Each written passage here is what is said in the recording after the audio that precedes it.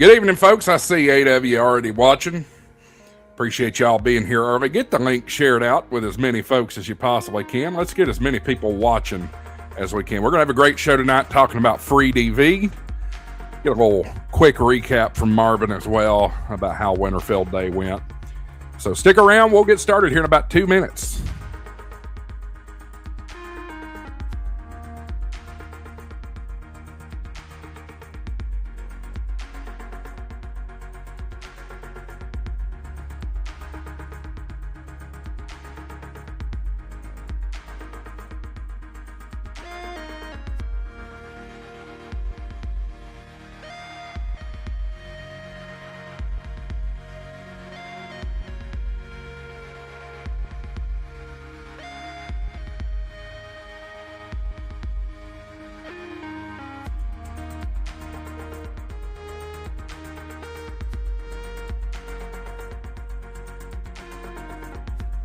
And if you're just joining, good evening.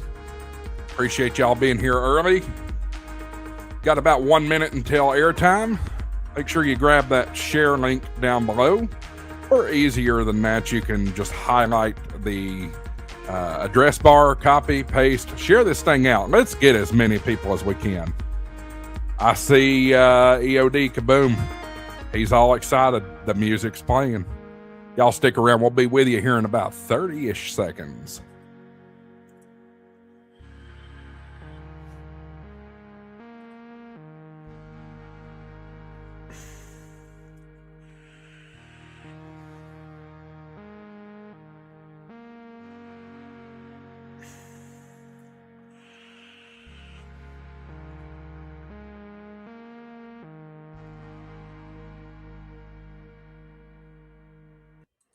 All right, 8 o'clock, 01Z on the dot. Let's light this candle, shall we?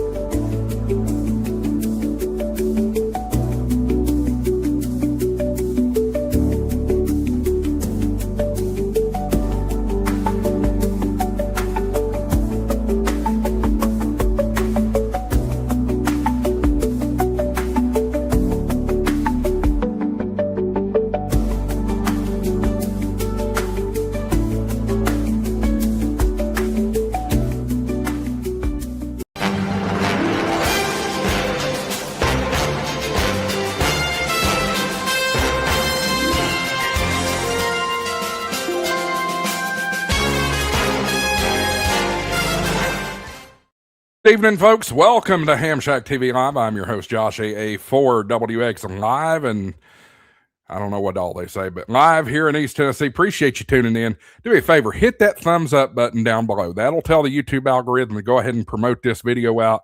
Get some new folks watching here tonight as well. Appreciate if you do that. If you're new here as well, if you haven't already, hit that subscribe button down below. Certainly helps the channel. We've had a great month of subscriber growth so far. We've gained 927 subscribers just in the month of January. So I appreciate all the new subscribers that have been joining us. What else? Go ahead and jump in the comments. Let me know who's watching. That kind of good stuff. Tonight we got a great topic coming up. We're going to talk about FreeDV, which is something I know nothing about. I think I tried it one time and moved on to something else. But it's going to be an exciting topic. All the regular panelists are here with us. Well, most of the regular panelists are here with us tonight. So it'll be a great show. Tonight's episode is brought to you by Ham Radio Prep, hamradioprep.com. And they've got all kinds of great stuff. They've got all 3 licensing courses, technician, general, and extra class courses. They also have some other courses. If maybe, let's say you've got your extra class license. You can go on to Ham Radio Prep. They've got all kinds of other courses. They've got an MCOM course. They've got a Ham Radio Basics course. They've got a Satellites course now. That's brand new. So go check them out, hamradioprep.com. Use coupon code HamShackTV. That gets you an additional 10% off. They're already great prices. And by the way, if you sign up for one of their licensing courses, tech, general, or extra, they offer a money-back guarantee. You'll need to see the website for details. That's hamradioprep.com, coupon code HamShackTV. Appreciate those guys. All right, let's, without further ado, let's bring in the panel here. Got all of our regulars that have been here for a long time. Marvin's with us, W0MET, the ham radio guy. Hillbilly Dave, Super Dave, KE6GAE. Andy, N0APX, World Radio League extraordinaire, product manager, you name it. And then Michael, N3MFL, TO, the other TO, Tortoise Overland. Good after evening, noon, y'all. And it is me, N0APX, live and impersonated. I think that was the word you were after, Josh. No, I'm kidding. Probably. Josh. I will say, Josh, you were talking about those ham radio prep courses. We have a brand new one, a brand new advanced operating course that's supposed to debut at Hamcation. So look for that. It's really exciting. That is exciting. Yeah. That's really exciting. What's up, Dave? That link I put in the chat, can you pin that to the top of your chat for the FreeDV download? Yep. I can't do that. I don't have the abilities to. I got moderator, but I can't pin a message. That's weird, but okay. Yeah, I can do that. Yeah, I see it there. Huh. Okay, it's pinned. Cool. Marvin, why don't you tell us a little bit about Winter Field Day? How'd that go? Well, overall, I would say it went really well. It was quite interesting to hear a lot of the bands really busy, and it seemed like there was a lot of activity out there, even though there was a lot of indoor home stations due to the significant weather that went through the southeast. So far, with some quick numbers, I'm going to look down at these here real quick. We've got a total QSO count of 225,000 so far. So we had 351,000 last year. So we're still down numbers overall, but in submission count for a number of logs in, we're only about 2,000 logs in. And we had 2,400 logs submitted last year. So we're down about 475 logs roughly, but I'm still, again, we're not even into February 1st. We're 5 days after the event here. So I'm assuming some logs are still being compiled, still being put together, and that those will still come in. You got till March 1st to submit your log if you participated and you haven't got it in yet. So feel free to go ahead and get those submitted. If you have issues, check. Be careful when you're doing the submission process. Real quick, is as you submit, if there is errors, a screen will come up and say, "Hey, you got errors on your log. You need to go fix that," because otherwise it will score as a 0 QSOs, and then you're going to go, "Well, I have 0 scores." Well, you should have had errors in your log that you saw when we submitted it that told you what those errors were. So, but overall, our logs, let's say we've got 2,000 in, we've got maybe 30 tickets come in with people that have some issues with their log at one format or another. And so, we're working through those. We're making our way through them, and they're turning out pretty well. I think Mike Kelly, for a lot of that work, he's done really well. And Andrew on our back end to help some of that. So that's really good. Some other interesting facts that I've kind of come across that we have on our statistics on the back end that most people can't see. I've kind of debated whether we actually publish this down the road or not, but we had this year 43,000 contacts on the 15-meter band, which is up over 4,000 contacts from last year. The 160-meter band had 310 contacts. We're down a few there, but that's quite interesting, I think. There are some other interesting ones, like the 23-centimeter band. There was 2 contacts last year, 55 contacts this year, which is quite interesting. A majority of the band, everybody can expect 20 meters is probably where they're coming from. We had over 1,100 contacts on the 2-meter band, which is up quite a bit from last year. The 33-centimeter band, again, we had an objective this year that said go out and work 12 different bands. And so people have really taken this to the extreme here in some ways. I'll get to one in just a minute why I say that, is we've got 47 contacts so far on the 33-centimeter band, which is pretty cool. The 3 centimeters, I'm not really familiar with that, but there's a 3-centimeter band. Somebody worked out there. We actually had 7 contacts on that. We have, go to the next screen. I know we had some people work the 6 centimeter or 6 meters. 6 centimeters, and there's also 6 meters. But we also had 1.2 gigahertz. A lot of people worked some of those stations. And, we had quite a few contacts here on the 80-meter band as well. And let's see if there's anything else interesting here. let's see. Let's see. Registered locate. Yeah, our registered locations for the year we're up overall. So again, I think I'm very pleased with the results of where things are at, where things are coming in for numbers still. And again, I'll still very, very, very preliminary. But we usually try and say that we wait till after March 1st to make sure all the scores get in, everything kind of gets squared away, and we'll have the final results of your score is really kind of there already. So if you go out there and you look at your if you're two outdoors or something, go look at your score, and if you see something for 0 QSOs or something is scoring, or you have an issue of some sort, like even today I uploaded my own ADIF today file from World Radio League. Everything went flawless without an issue, but there may be an issue on our end where I didn't get credit for all 6 bands that I worked. So if you show in our files, you'll see where you'll see all the different bands that you worked, and 2 of my bands, 12 and 17 meters, were not highlighted. So I sent an email over to my dev guy, say, hey, is this just an issue we have, or is this something else? Marvin, happen? I can tell you why 12 and 17 didn't work. Why? Those are the work bands. Oh yeah. That's probably why. I didn't think. It didn't even cross my mind. You're right, Andy. So that's probably why it didn't come up. Yeah, good point. It didn't even dawn on me. So thank you for telling me that. I about tried to make some work band contacts, and all of a sudden I was like, wait a second, that's not. And I did it with one buddy. It's like, hey, let's go work 12 and 17. Let's see what we can do.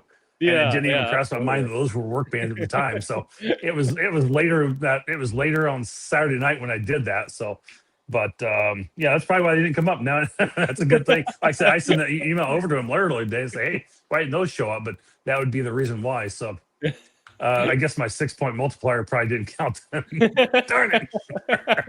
Well, I gave myself credit for it, unfortunately. I made my first 160 meter contact out of the deal. So, nice. Yeah. I think I worked like 55 different rack sections, and I know there's a lot of others that were worked across the board. I think it was Cody Beer, K3BLR. I can't remember his cosign exactly.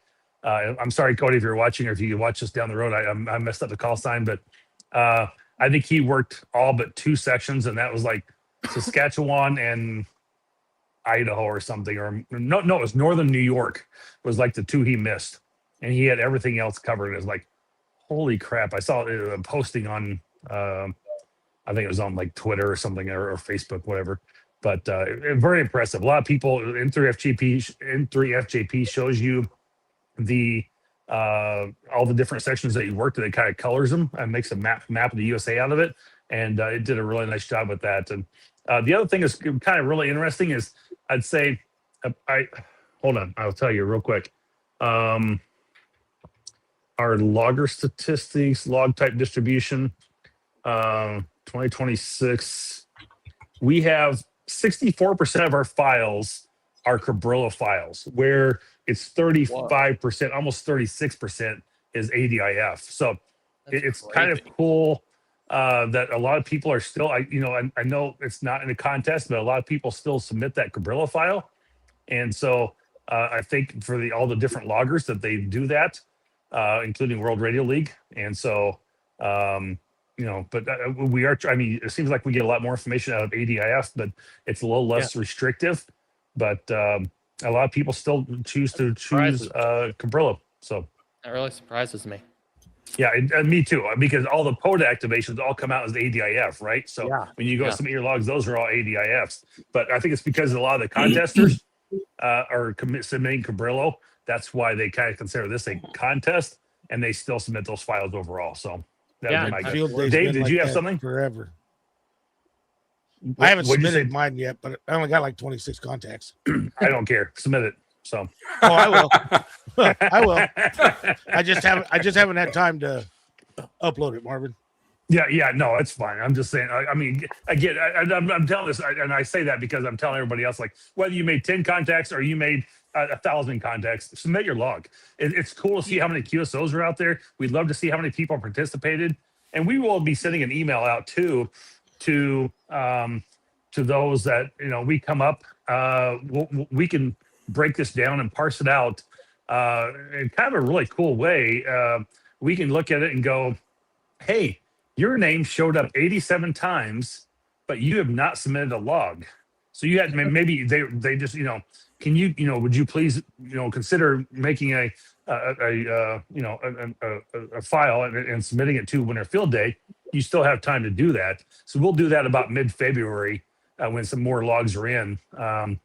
But we can, say, hey, we see you showed up 53 times or something, and you haven't submitted a log. So we'll pull that information from QRZ, and then we'll send them an email. So it's kind of cool. So kind of automated system there. So that's great. It is. Andy, see, we've got World Radio League pulled up with the contest. Yeah. How did everything go from the World Radio League point of view? And it was awesome. You guys maxed out our back end. Like literally, we have like a cloud processor, and like everything was reading 99%. So right in the middle of the contest, James is like, or the event, James is like, we gotta hold on, guys. We gotta give these guys a little more breathing room. So we did a spec update on our back end system right in the middle of the contest. I think there was a pause of maybe about 5 minutes. I think there was a little bit of a slowdown in the logging, and we realized what was going on, and there was like a pause of like 3 to 5 minutes, and then everything's back online and rolling again. So yeah, I saw Josh had sent a message out to you or the team, or it showed up on World Radio League somewhere saying, hey, the software is like everything's lagging and really slow. And then I think Terry or somebody else chimed in as well. And I was like, I've got the same thing happening on this end. And then I think I don't know if it was in private chat or maybe James somewhere else in one of the files. I said, it's kind of funny. World Radio League broke, or Winter Field Day broke World Radio League.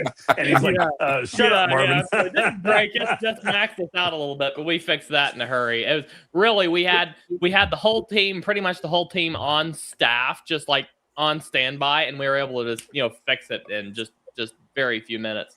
So it's very little. That's really cool that you had the team on standby, because you're like, absolutely, we don't know how much traffic we're going to get, but I mean, like World Radio League had 1,000 different participants in World Radio League Winter Field Day for that contest or event alone. Yeah, so this is our biggest event to date. So 1,112 participants, 37,514 contacts logged. This is our biggest event to date.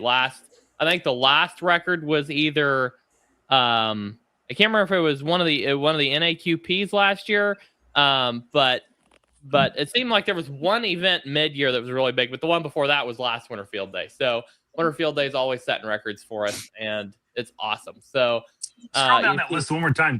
Let's see who's here. Let me pop over to our leaderboard. You can see my live stream here if you go to the main page. I live streamed for 11 hours, and Marvin even joined me. So. He didn't want to see your live stream. He wanted to see the leaderboard. Hey Tim, didn't see you there. You can tell him he's always a product salesman. He's always selling. All right, here we go. At least no one's accusing me of always selling. Let's see.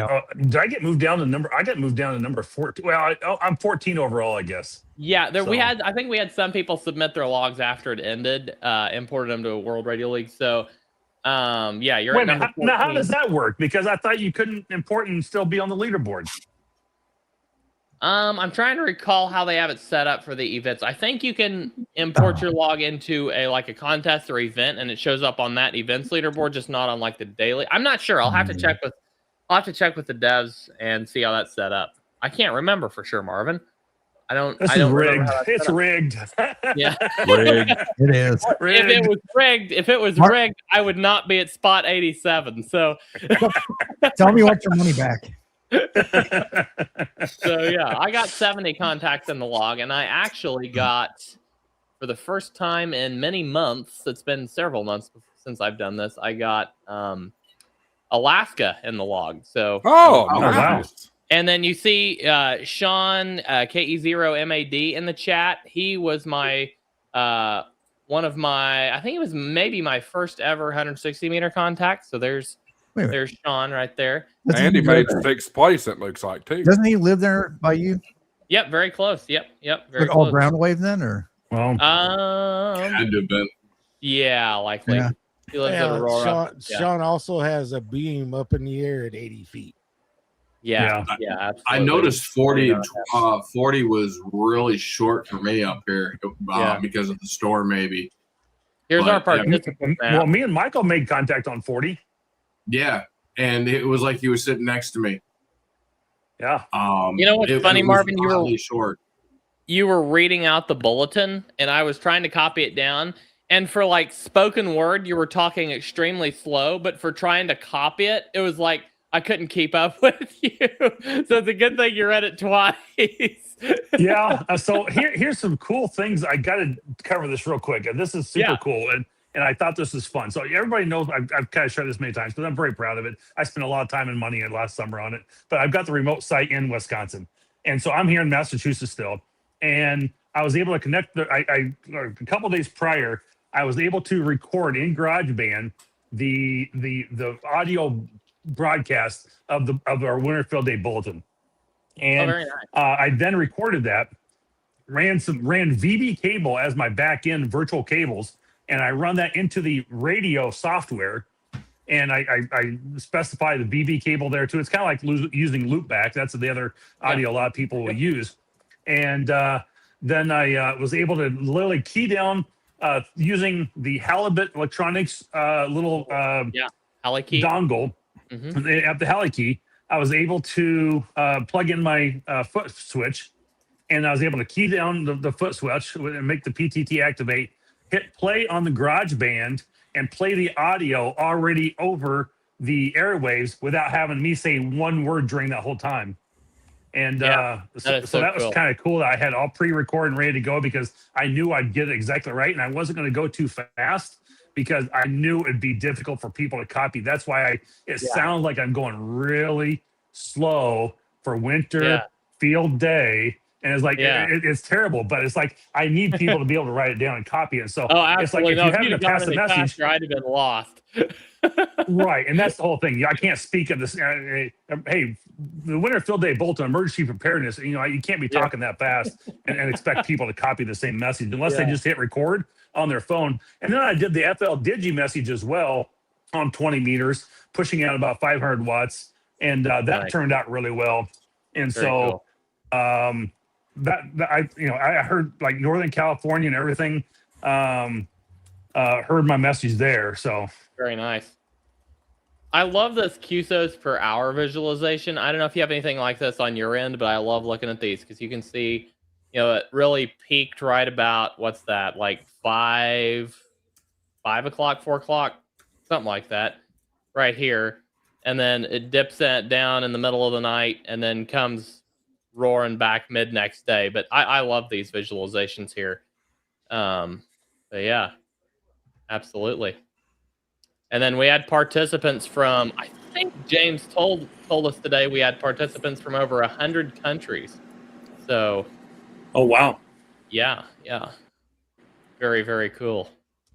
But we had a lot of fun. We learned a lot. And Marvin, I know me and you and so I think it's Mike in the Discord have been kind of conversing quite a bit, and I think we've got some really cool ideas for next year. So. Yeah, so I'm going to give it out right now if we can. Yeah. If we can make this work, our goal next year is to be able to take Winter Field Day and literally have it injected right into our you basically will hit a submit button in World Radio League on your side when you're done with the contest. You hit submit, and it will automatically go over to our system automatically. You don't have to go submit a log from our side or anything else. It's going to go from World Radio League right to us and be done. So that's our goal. Magically. Automatically. You're going to build an API, Marvin? Yeah, we'll do an API or something to make that work. Yes. Yeah, we've got some plans for some API work on our end too, so we'll make it happen. One way or the other. Yeah, it's exciting stuff. It's very cool. And next year's our 20th year. We're gonna have a lot of cool things going on. So anyway, we won't take any more time about this, but I'm not gonna say that. I'm glad to hear it was a successful event, given the weather situation. Absolutely. I was really worried that was going to dampen. I worked it down. a lot of one hotels. I'm one of them. I think right now, 74%. The last I looked was our of our types. About 74% of the mode distribution was home. I don't know if it's just me or if it's everybody, but Marvin, it sounds like your audio dropped really low. I don't know why that is. Let me see what's going on here. I also hear a fan in the background or something. Oh, you know what? Because Change mic. It changed. Yeah, somehow it There you went go. from my AirPods back to my microphone on my laptop.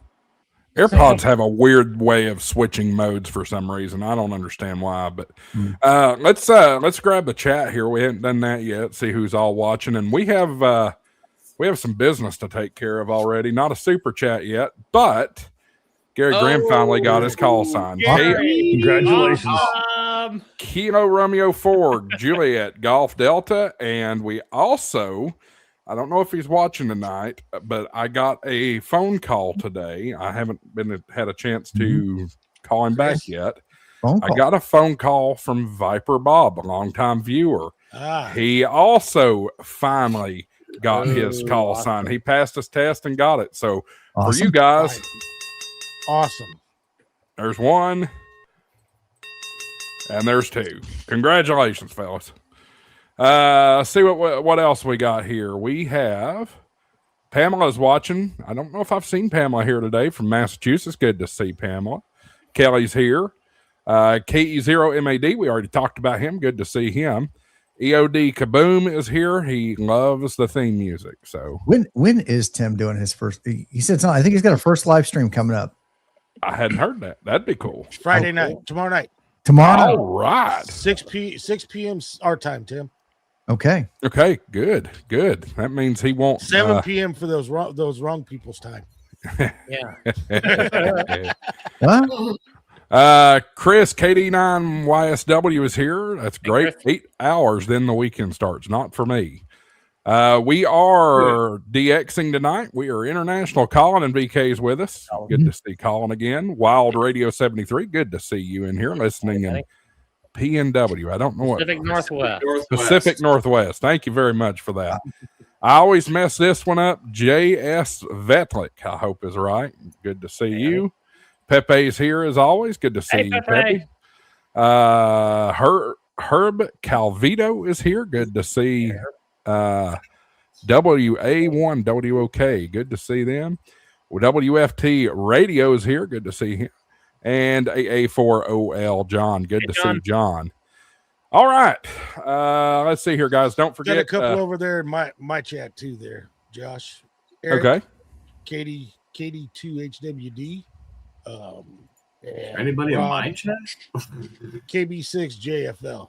Just don't want them thinking they were left out because they're watching on KB6JFL on the Little Bitty Tubers channel. Yeah. There you go. That's it right there. We got to give a shout out here too. Oh, Michael's here. W4OPS. That's kind of our brother. I got to do it. Absolutely. Of course. You gotta have personal privilege. That's just part of it. Right. Is he back down here, back down home? Oh yeah, no. He's in the Springfield area, but he's actually up in Nevada working for about 2.5 months, building out. I don't know how many different police cars they're putting radios in and everything. So he's like working 10, 11-hour days. Where's he at? In Nevada, Missouri. We're gonna have to tell him to come down. Okay. I swear, I thought you were talking about Nevada. And I thought he mispronounced Nevada too. I've heard Nevada. It's pronounced Nevada in Missouri. Missouri is Nevada, yeah. I was getting ready to tell Marvin. I was getting ready to tell Marvin he'd have to tell you, but Michael, since you're watching, I'll tell you. You need to come down for the Smart Ham Fest is it in June this year, Dave? I think it's always in June. Well, you're forgetting one in March, Andy, the Oars Ham Fest. That you're actually going with WRL too. That one's in March. I just didn't know if he's going to be going all the way down to Aurora or not. But if he is, I'd love. I'm sure he would. Oh, he's been down. Awesome. He's been down there before. By all means, he brings his pota table down there. Cool. Oh, okay. Well, then I need to. Yeah, we need to meet up. So he has the pota table, and they'll be handing out, I think, free coffee and everything at the POTA booth at Hamcation, and then he's got the NARA booth as well. So stop by and get some free candy there. So speaking of Hamcation, a reminder for all those watching, you won't want to miss next week. Next week, we have the chairman and I believe it's the vice chairman or another department chairman. But anyway, we have some VIPs coming in from Orlando Hamcation. It's going to come and we're going to preview that right here on HamShackTV next Thursday, 8:00 p.m. Eastern time, the real time zone. You're welcome, Jason, if you're watching. And it'll be a good time. We're looking forward to it. We're getting fired up, boys. I cannot wait to get to Orlando. I'm fired up. I wish I was going. Tennessee's one of them states that you got two time zones, right? Tennessee. Do what? Is it Tennessee? Yeah, we have two. Okay. Yeah. The whole dang state should be Eastern time. So, if you so ask me, half of but you guys are normal No, then. the whole state should be Central Time. it's not even half the state, Andy. It's just the first, the Eastern third. That's Eastern gotcha. time. Well, 30 of you guys are normal. That's why I said the whole state should be Central Time. Yeah, That's what always screwed me up when I went up over the plateau and it was a time zone change. I was like, really? Yep. Guys, don't forget we do have, if you feel like supporting the channel financially, we do have super chat channel donations available. Those are available next to your chat box down there. It's the little flashing $ thing. We certainly appreciate all that. And we also play a clip for you if you do that. We don't play that clip that often anymore. Y'all need to get better at that. But anyway, we appreciate it. Tonight, we are talking about FreeDV. And we were hoping to have Prep Ham Paul with us. Unfortunately, he wasn't able to make it. And Meshtastic Dave wasn't able to make it either. He is changing homes at the moment. So we'll look forward to having him with us next week. Home on He's wheels. officially taking possession of it. Yep. Yeah, I can't wait. I can't wait to see it. He's bringing it to Orlando. So. Oh, nice. Well, he sent us. He's got pictures over on. I think that's a forgot where he private posted channel, pictures, Michael. but they're beautiful. What he has, the slider in the back is his ham shack, so it slides out, and he's got all the room in the world. It's cool. Yep. He's already got it. He's got a lot of it set up. Yeah, he's in. Very cool. That's awesome. Josh, before we get into the FreeDV, I do have a bit of sad breaking news that I learned from the ham community today. If you want me to share that, I learned of it too. I'm glad you brought that up because it's later. I'll let you cover it later. I'm glad you. I'm not prepared, so I will let you. I'm going to let you run with it because I heard about it and I forgot to prep. So no worries. If you've got the details, go for it. So basically, the developer of Ham Clock is now Silent Key. So very, very sorry to hear that, and well wishes for his family. We're thinking about him. Hope they're doing all right. But Ham Clock will continue to operate only until June of this year. So after Ham Clock is going to be going offline. So just wanted to share that bit of information. There are developers trying to get the source code.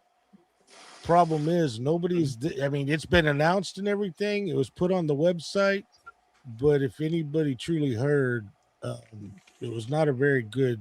He had pancreatic cancer, but the talk is he ended his life today. But nobody can get a hold of anybody to get the source code. There are some developers that are trying to get it to see if they can keep it going, but there's back end stuff. Everybody there, well, Ham Clock will still run on your Pis. No, there's back end stuff in his cloud servers that actually update Ham Clock. Yeah. Didn't Ham Clock just update to like 4.10 or something? I thought it was 4.13 that he just put an update out on.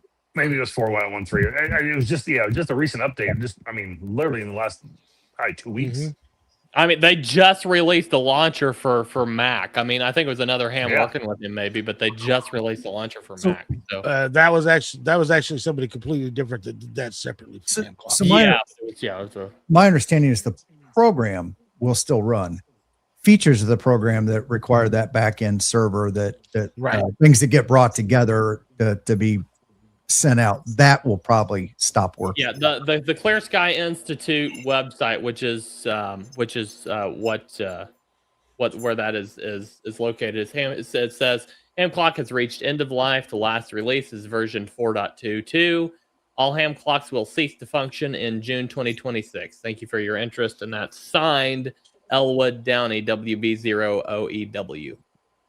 The thing is, Tim, a lot of that stuff, a lot of your solar information and all that stuff, that's not actually on the image that you're doing. That comes from a cloud server. No, that's what I'm saying. That the framework of the program will still continue to operate on your Pi Right. or wherever. It's just the information that gets pulled into it that makes it useful will stop working. So that's just pulling API data, correct? Just pulling the API. Yeah, I don't. Some of it, yes. Some of the stuff I read today was that there's a significant amount of stuff that gets brought together on that cloud to present that. Yeah, that it's coming from multiple sources to do that. So I also read that actually that's an open source project. Yep. It's just all that information on the backside that is not necessarily it's open source data, but where he's getting and what he was doing to manipulate it to send it back out is not necessarily open source. And that's what they're trying. That's what some of the developers are trying to get there, get that code, because you can go to Git and get the actual code for the ham clock image itself. Yeah, it's just all that back end stuff. Well, So there is a company out there called Veritum Research. They do an HF clock. I wonder if that is going to be also connected to the same thing then, because that is basically the ham clock, but it's on a different company runs that. So there's a couple of deals out there, because there's another guy that does one, and I don't know if it's just for Windows or what, but I know you can get it on Windows, and he's charging like $2 for you to download the Windows app. So there's other ones out there, and of course there's a lot of guys going just get Geocron. I'm not spending $600 to get Geocron. Oh, I'd love my Geocron. Yeah, but I'm not spending that money to get it. I said I cried once, do it once and cry once, Josh, I agree with that on a lot of stuff, but not that one. That's a whole nother radio there. Josh, I'm going to I just found some more information here, and I am going to walk back. There's the report that he is no longer with us is conflicted at this point.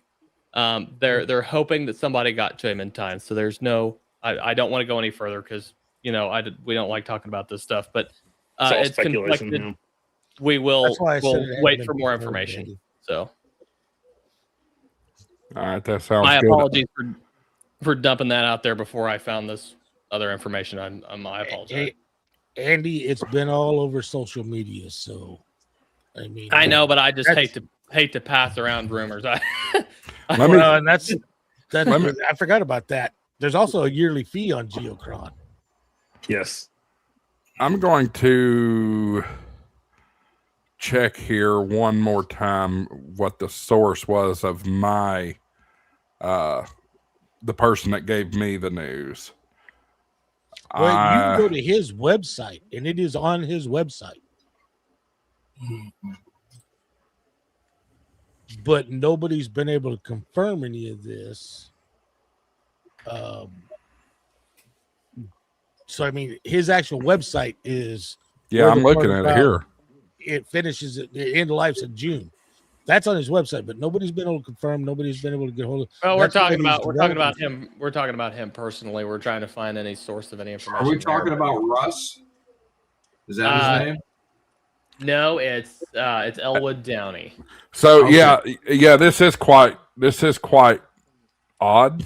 So yeah, let's walk that back for the time being, because looking at here, I'll just share what the website says. My concern is this right here. Ham clocks reached end of life. Last release will be 422, or version is 422. All ham clocks will cease to function in June 2026. Thank you for your interest. And then it gives us contact information.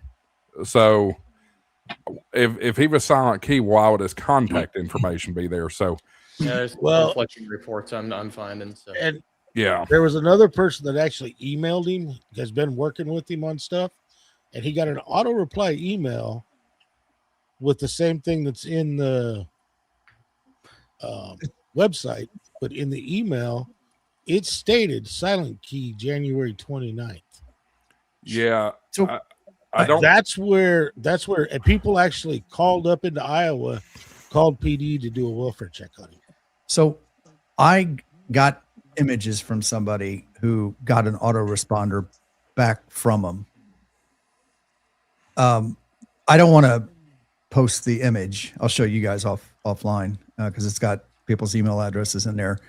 But it read, "This is a automatic reply. Elwood Downey ended his own life, 29 June 2026." It was that. Yep.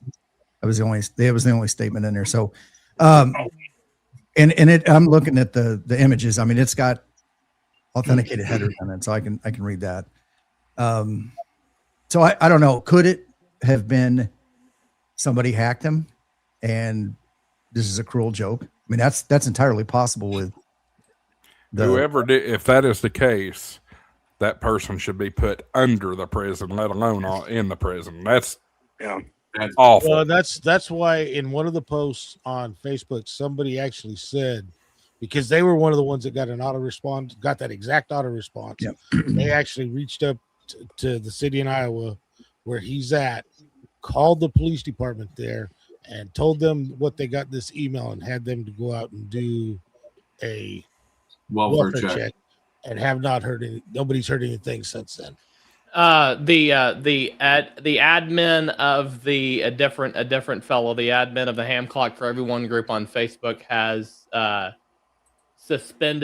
posted that he is deceased and has suspended the group. So for 15 days. Yeah, I kind of like what Wild Radio 73 said. This is kind of a standby sort of situation. We'll just kind of figure out, wait and see what happens. You know, I'm sure it'll all come out in some, at some point. So yeah, for sure. There'll be news if it is true. Yeah. We all send our condolences, thoughts, and prayers for the family for sure. For sure. Well, just like a lot of people, cancer. A lot of people today were making all kinds of comments about it. Pancreatic cancer sucks. 98%. It's got the highest mortality. It's only a rate. 2% survival rate of pancreatic. Exactly. Cancer. Yeah. Well, I mean, the pancreas has so many functions for the body and is related to so much stuff in the body. It just spreads like wildfire. Or metastasizes or whatever. I'm not a doctor, so I don't know what the right terminology is. I just play one on TV. I stayed at a Holiday Inn last night. No. I played one on amateur radio, or I played one on 80 meters. Oh, yeah. I'm not a doctor, but I play one on 80 meters. There you go. Yep. All right. Well, we'll move on for that. What I will ask the audience here, since there is conflicting reports, please don't spread anything that's not confirmed just to be on the safe side. Out of respect for him and his family, that's probably the most respectful thing we can do in this time. So, again, apologies that we reported that a little bit prematurely, but there's just who knows at this point. All right, let's move on into FreeDV. And I know Dave and Tim, Dave and Michael, you were kind of heading this one up. So I'll give you all the floor. You want to go first, Michael, or you want me to go first? What do you want to start? You want to start with where to get it, how to get it? Yeah, I want to start with where to get it and show them how to set it up before we even go into operating. Before we do this, let's start out a little bit for what is the benefit, what is the purpose of FreeDV? Because that's one of my things. Like, why do I really need to use it? I mean, what is the benefit of what am I gaining from it by using it? So well, what's really nice about FreeDV that I have found is if anybody's familiar with DMR or digital mobile radio or DMR portables and mobiles and DMR repeaters, it's pretty much the same vocoder. With the which development is that it's called RadDev 1, and basically it takes your HF signal and turns it into a DMR digital signal. What's really nice about it is when you're listening to FreeDV, you don't hear anything. So the vocoder is listening. Instead of a vocoder being in the radio, the vocoder is in your computer. So it's listening for the digital. It translates it to analog audio so that you can hear it and back and forth. When you have an excellent signal to noise ratio, probably about 4 to 5 signal to noise ratio, it's really crystal clear, and it gets better the better the signal is. And it's literally like the person sitting in here, and it's almost like it's stereo. When it works great. When you're on the fringe, you get gollywog, which is a technical Motorola term, where so it sounds like two turkeys talking. But anyways, it's the developers that have been putting FreeDV together. They've been doing it for years. It's just recently with the development of RadDev 1, has it taken off? It has taken off. It's really super popular. I know a lot of Japanese stations love it to death. I'm actually looking at my one screen here, and what I'll do is I will share this. Hold on. Share screen. Well, I'll touch a little on it too, because like if you do have a high noise floor, this still works like WSJTX does, Marvin. Right. Okay. And it's like Sean posted in the chat. If you got power line noise with FreeDV, power line noise is non-existent. And it's also it's a narrower slice. That's why you see 7, not 177. That's legal for a general to transmit on 40 meters, right? Because it's only using 1.5 kilohertz, 1500 hertz. It's not right. Yeah, so it's really narrow bandwidth. It's super narrow bandwidth for HF. So right now on the screen, if you can see it, let's go distance wise, kilometers, how far they are from me. So right now, these are all stations on 40 meters. You obviously have your call sign. Why is this being goofy?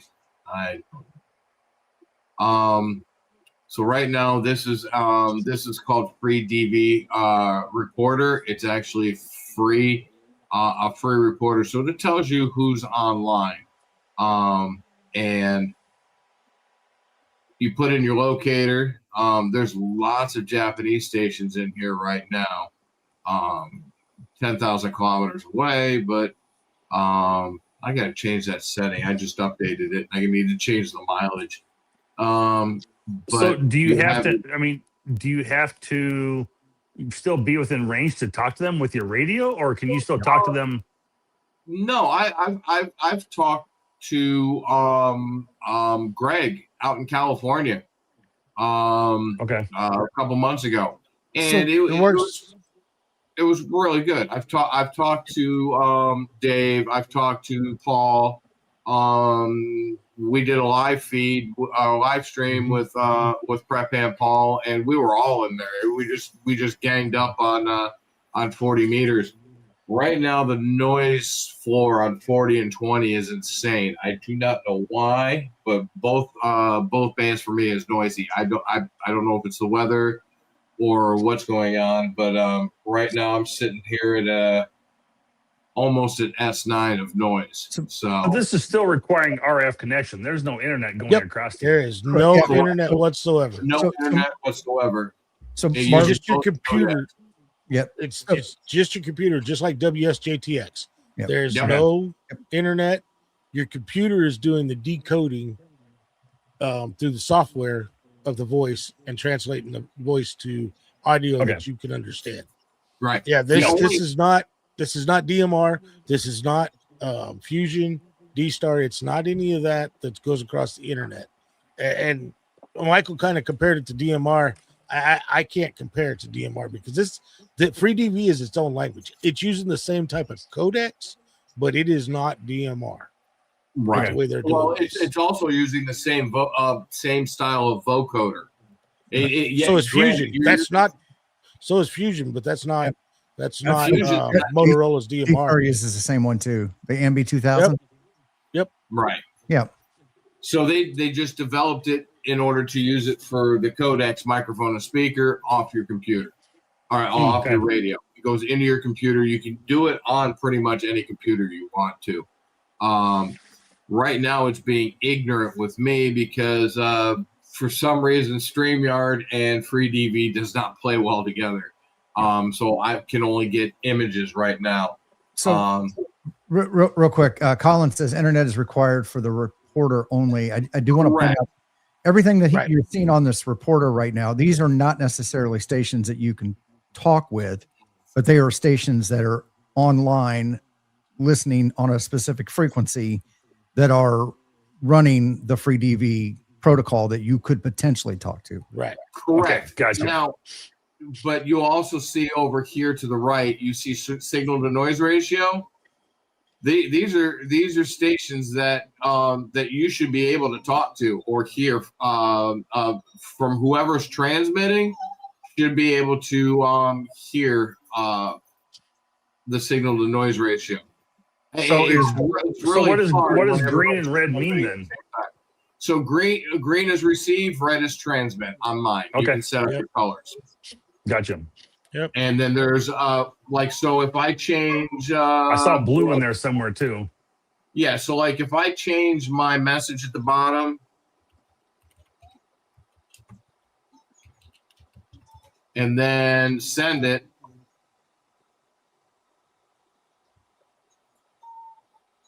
where am I? Why can't I see myself? That is so stinking weird. What band are you on? And are you on the same band on the report? There I am. Are you there I am. Now my modem's on. Boom. Didn't have the modem on, so that's why. So every time somebody changes their status, it my color is like a bluish purple. It's just better for me, for my brain, for reference. That's all. But anybody red is transmitting, but all the frequencies are right here. So this guy's talking on 1780. So if you want to split it up by frequency, you can see, okay, 1630. So these two guys are talking. This guy's transmitting, but nobody's hearing him. You can see who hears you.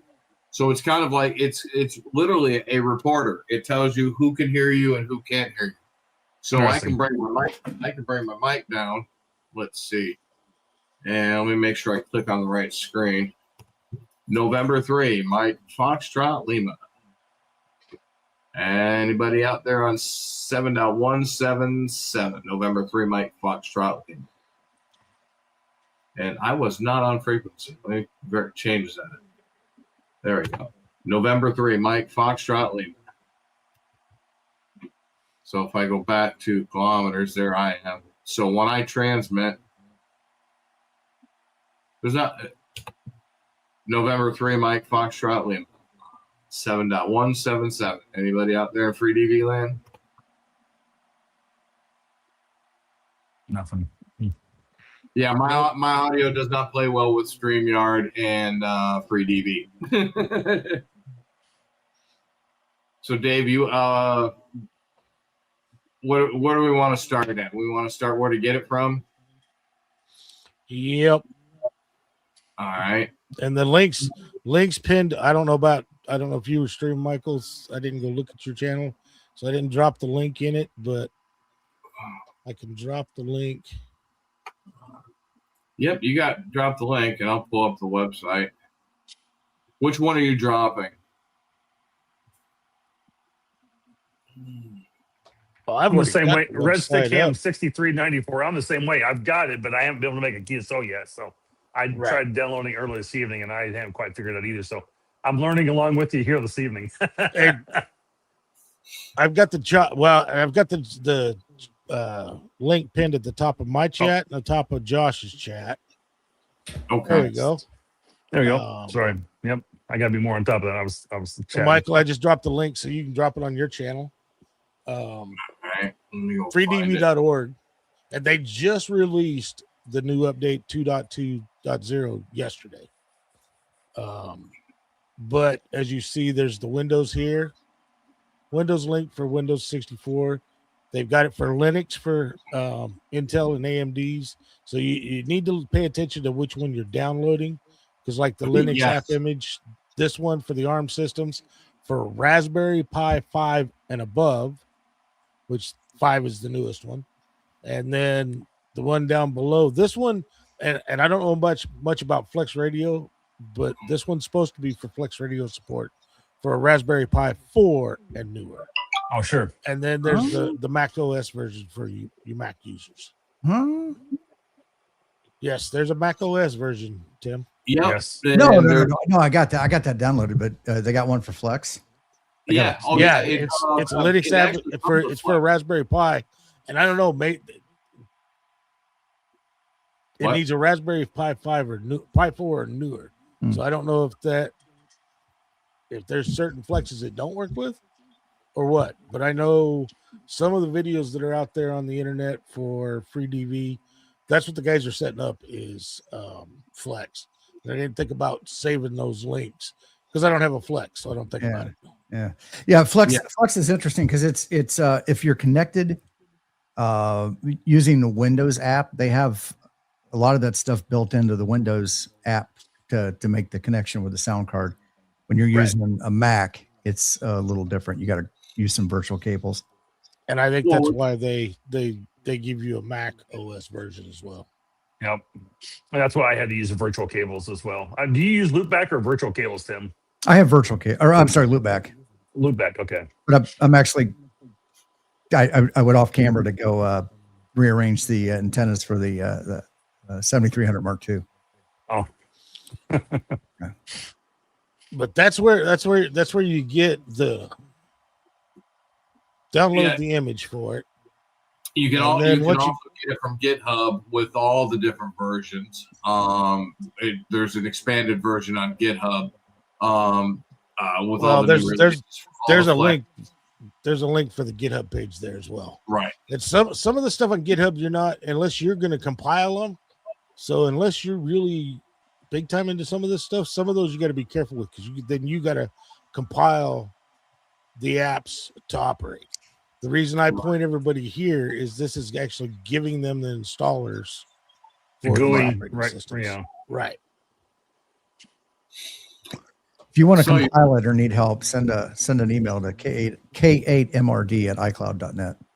Exactly. We'll help you out. It might make you know about it. Right. Yep. That's funny. But then once you get it installed, and I probably should have waited to install the new version on the stream. I didn't think about it. I wanted to get it up and make sure it was working before the stream because I've been messing around with FreeDV, brushing back up on it all week long. But once you get it set up, now in some of the instructions out there, it tells you to use the easy setup. No. Some systems it'll work, some systems it won't. I think part of some of our problems, like Marvin's, some of the reasons why I can't get it to work properly, having mixers and stuff for streaming and all this other stuff, you've got to go in and make sure you're selecting the exact thing in the advanced stuff. Right. Because I did get this to work on a laptop by just using the free. Now the radio device, as you see, that's my USB audio codec, which is the USB cable coming from my DX10 to my computer. Then the decoded audio plays back, and I've been trying to figure out a way to where I can let you hear it through StreamYard. I cannot get my audio even through OBS to come into OBS properly. But this, because I could change this to actually the headset I've got on right now and use that, which the headset, I'm using the microphone for FreeDV. Now that's the easy way to do this. And then if you got, it depends. Now the next part of the setup with radio control depends on if you're using HamLib, if you're doing an actual serial PTT. That all depends on your radio. And without knowing everybody's different setup, most people are using the virtual ports through like Win4 Yaesu or through the SDR softwares. So you just use the HamLib cat control. Pick your radio. There's a whole ton of radios in there. Then you pick the COM port. Now, I'm using COM 10 because in my Win4 Yaesu, in the third-party virtual ports, I actually have it. We'll bring it up. So, yeah, real quick, unlike mine on that, instead of using a COM port like on Windows, I had to type in a TCP IP address of, well, you type in home 127.0.0.1 colon, and then like I did port 5002. Right, because the Flex operates a little different, right? Because you're doing through the ports and it's going through a UDP server, right? Through the Flex, I believe.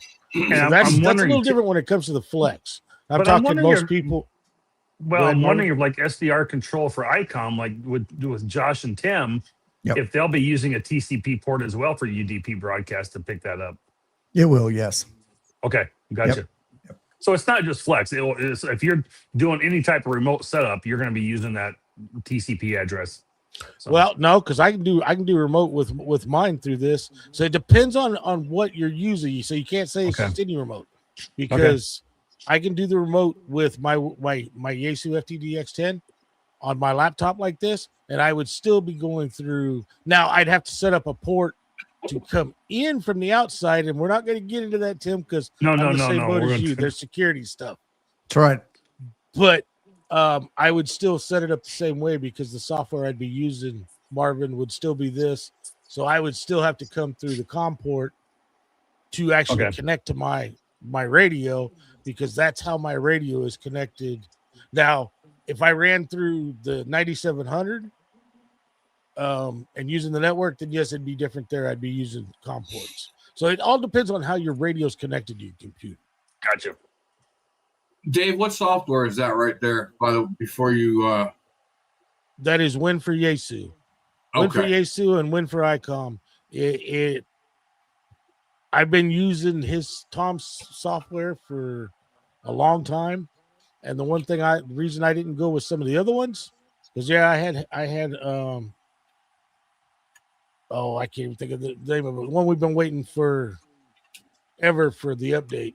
I had his. I didn't want to keep paying HRD. Yeah, there you go, HRD. Every year, if you want after a year, if you want to get upgrades, you have to pay them again.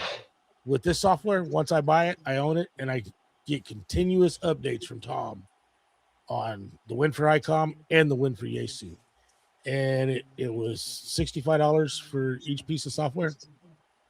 Not bad. For each piece? Because ICOM and Win4 Yaesu, ICOM is separate from the Win4 Yaesu. Okay. He has to program different for the two different radios. Right. But that's what this is. This is Win4 Yaesu. And I was just showing that because, as you see here, I've got COM 9 set up in the radio. But when you look over here, I have it set to COM 10 because I'm using that virtual ports through Win4 Yaesu. Yeah, mine runs off of 11 and 12. Right. So I have to set up the dual ports like that. But what I wanted to show everybody was this, because if you're having problems using the easy setup, you need to go into the advanced. Yeah. When it first comes up, the receive tab is the first thing you got. Well, up here it says input computer from radio. You need to find your USB audio codec. If you're using USB, it depends on how you've got your radio connected. You need to find the codec that is for the radio coming to the computer for that. Then down here, of course, your output from computer to speaker and headphones. So you need to find out if you like when my headset, I'd put it here if I was going to do that. And we'll just go ahead and we've selected those both. And you don't have to do it this way, but I do this just in case something decides to move. I go ahead and hit apply before I go to the transmit tab. And then when I go to the transmit tab, input from microphone to computer, I'm using the headset as well. And then, of course, output from computer to radio, that is going to be your other, if you're using USB like I do, it's going to be your USB audio codec. Send it back to the radio properly. Right. Click apply on that. So that's interesting that when mine comes up, it says 11 microphone, 5 USB codec, and it says speakers 5 USB codec for my radio. It's interesting that yours doesn't say whether microphone or speakers, which I thought was interesting. Well, it did. It actually did. Oh, go yeah. Okay, there I see. Okay, I see speakers 11 USB audio code. Wonder why it's okay. So that's port 11. Okay, and interesting. And the thing is, I can actually go into my computer, and I have not done it on this one, but my laptops, it actually says the name of the radio on that. So all I do is look for where it says speakers and say FTDX10, and over here where it says yours is line, interesting. It says line. That's interesting. That's what it is. It's a line in. It's a line coming in. Okay, mine says microphone. So that's interesting. That yours, how the codecs are different or defined differently, visually defined differently. Well, it could be different based on the operating system. I mean, exactly. You're running Windows 11, and Dave's probably still running Windows 3.1.1 for work groups. This is Commodore 64. Come on, Tim. You know that's the best Windows there is. I know. I know. But then, like here, I can actually, after I've set the COM port, selected my radio, your baud rate, and a PTT uses CAT, I can actually test, and you can't see it, but my radio, well, let's bring this up. You can actually see the radio key, or if you're looking at it, you'll see the transmit come on, or you'll hear it click. So that'll test that you can test to make sure you're actually getting your push to talk to work. That is communicating the radio. Just click apply, click OK. Then you start your modem. And hopefully you'll see somebody. Well, it sometimes it'll give you fits, but we know there's people by looking at the reporter. We know there's people out there. You on 40? Yeah. Where did mine go? Yep, I'm on. And for some reason, you'll want to watch that too, because when you start the modem, mine, instead of going back to 7.177, it goes down like 7.1763. Yeah, weird. I don't know why it does that. Well, I know what part of it is, Tim. It's because I'm going through so many virtual ports for the cat control of the radio.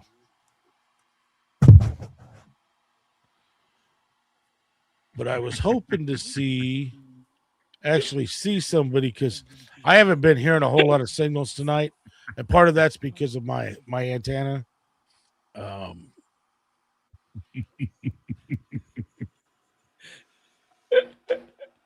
That's too good. That's too good. You're welcome. What did I miss? Here, I'll bring it back up on screen. There you go.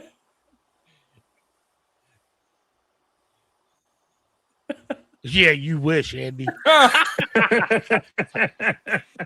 No, I don't wish. The only good Mac was an Apple II that was made in 1980s. You literally have No. no room to talk. You have not tried recent Macs.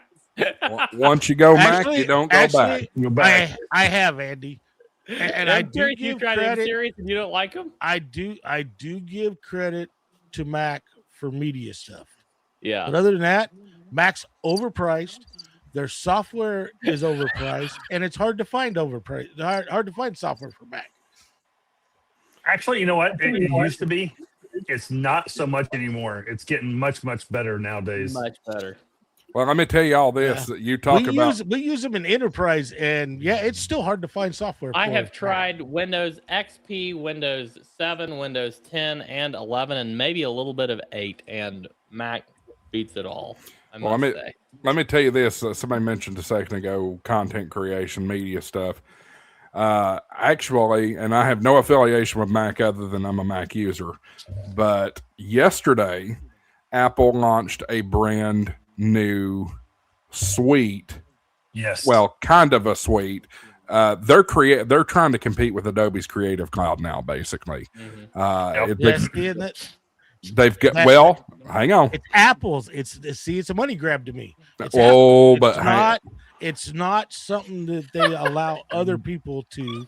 Yeah, but hang on. It's not open source and free. It's a problem. But hang on. It's usually I would agree with you, but I have to say Apple has blown this door wide open as far as price goes. If they at all compete with Adobe, I mean, it is $30 a month cheaper, 40 or whatever it is. So, you know. Yeah. So they're giving you Final Cut Pro. They're giving you Apple Motion. They're giving you something new. I forget what it's called. Some new product. What is that? Right.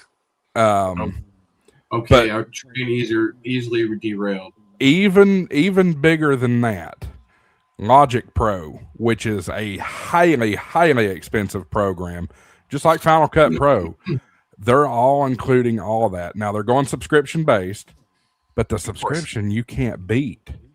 It's $12.99 a month compared to Adobe's what, 60? 59 or whatever it is. Yeah. Huge. And I refuse Logic to buy Pro, Adobe anymore. Pages, when they went to that model. Compressor, main stage. That's what I was trying to think of. Numbers, Motion, Freeform, Keynote.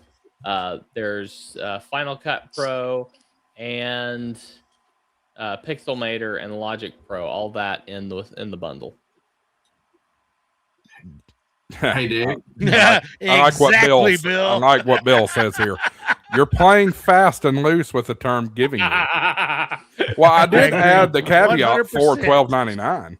But if you do have if you happen to have for the low price of $12.99 a month. Well, if this is even better, if you're like me and you happen to have a .edu email address, there's an education discount, and it's only cheap. It's only $2.99 a month. You better believe I took advantage of that. I don't use Final Cut anymore. I cut my teeth on Final Cut. It's a great entry point for somebody wanting to get in video editing. editing. Me signed up with a .edu email? No, I'm kidding. I have no So power real like quick, that. we're gonna go squirrel for a moment. Is Final Cut easier than DaVinci Resolve? God, yes. DaVinci Resolve is I don't think terrible. DaVinci's that hard. I love DaVinci. You'd have a hard time. I think That's DaVinci's all I one of the use. best softwares out there. I don't like DaVinci Resolve DaVinci's at all. incredible. At DaVinci's all. awesome. And I have what do you use? DaVinci. Adobe. DaVinci. Yeah, DaVinci. Yeah, I used Adobe for 3-4 years, and I liked it. I got very used to it until I got tired of paying $50 a month or whatever it was.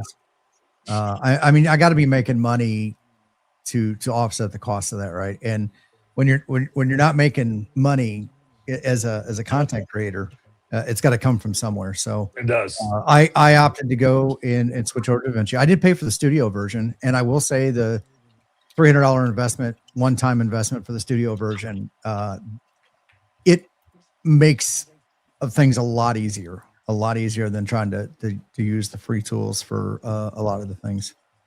Yeah. Let me note here from EOD Kaboom. Big announcement from the ARRL of the Atlantic director being forced out. according to an announcement from David Minster. I've seen all this. I don't know if I want to dive into it yet because I think there's still a lot of news and details to come on that. Don't touch that one with a 10-foot pole right now. Yeah, not yet. Not touch it. I wouldn't touch that with I'll any of y'all. touch it with your channel. I'll poke that. Yeah. I want all the details and facts to come out before we go down. Yeah, there's there's something more there besides he just didn't sign the document. So yeah, but I wanted to make sure EOD did not think I was ignoring. I see it. I know about it. I want to know all the details before I get in it. I've got to address Thomas Lang 2262. I actually address Linux quite regularly on this channel. My biggest problem is there's not enough of the software I use for designed for Linux yet. I use Linux every day at work. Tim's probably the same way. Linux is the backbone of most of our data centers. So Linux, believe me, if the software I utilize for ham radio was made for Linux, everything in my shack would be a Linux box. I regularly remind my Linux group that I actually run the largest Linux installation in the organization. You know, all their Linux rides on top of my Linux. You know, the only benefit to Linux, let me give you a little parable here. There's a lot of people that say in this day and age, if you don't want your car stolen, buy a manual transmission. That's the way I feel about a computer that's running Linux. No one wants to steal a Linux computer because no one knows how to run the damn thing. Actually, the desktops nowadays, Josh, you'd think you're operating Windows or Mac. Yep. Linux Mint and those. Now, yeah, there's some of the distros out there. You've got to know how to put stuff in the phone out groups and all that kind of stuff.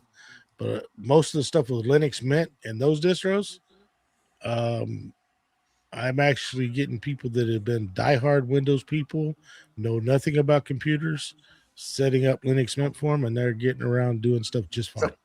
So you got Don N5 SKT, and Don worked on the original distro of AT&T Unix back in the day. No, you guys are supposed to laugh. I mean, that thing came out like 60 years ago. Yep, shows how much I know. Yeah, but you know what? Every operating system out there is actually based off of the Unix kernel. Every one. Oh yeah. Yeah. Hey, Dave. You know what I just discovered, Josh? I just discovered that Apple Creator Studio requires macOS 26.0 or later. I am currently running Sequoia, which is 15.6. So you have to upgrade to Tahoe in order to use the full Apple Creator Studio. So it's caveat crazy out there. It's crazy how fast that's. No, I'm running.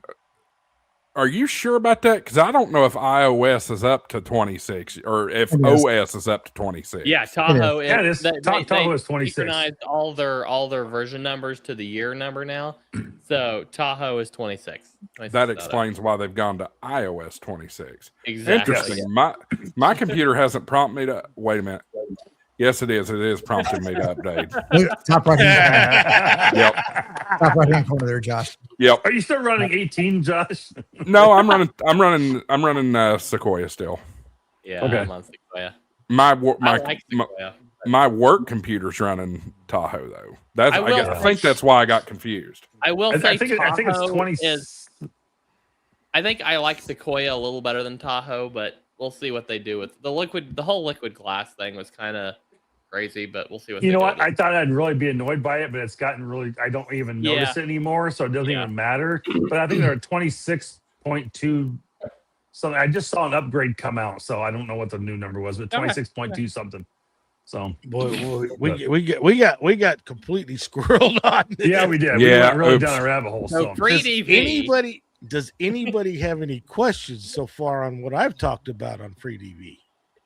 Dave, I've got something for you. Reshare your reporter screen. No, not my screen. No. Share his reporter screen. Okay, go ahead. Go towards the bottom of your reporter screen, and no, not that. Bring your arrow down to the bottom bar. There you go. Now go left. Go to track. Left, one more. There you go. Click on track. Now click on frequency.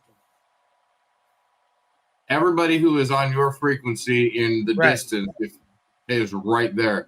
Such a nice tool to see, hey, look, somebody's talking. So I can go over here.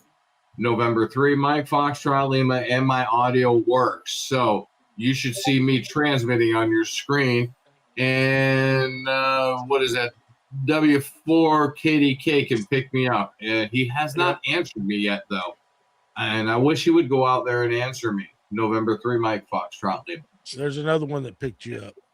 And that's how you're going to see it coming across on screen, too. But So that's my screen right there. And what's nice is I can click over and go to microphone, and actually you can see the audio from the decoder too, which is very cool. Yeah, there's tabs down here at the bottom. You can see spectrum from the radio. This is Alpha 0 Kilo Mike, a 0 AM. AA0KM, November 3, Mike Foxtrot Lima. There we go. November 3, Mike Foxtrot Lima. AA0. You guys are transmitting at the same time. AA0KM. Let's see if he comes back. You're not going to hear him when you transmit at the same time, Michael. Yeah, I saw that. AA0KM, November 3, Mike Foxtrot Lima.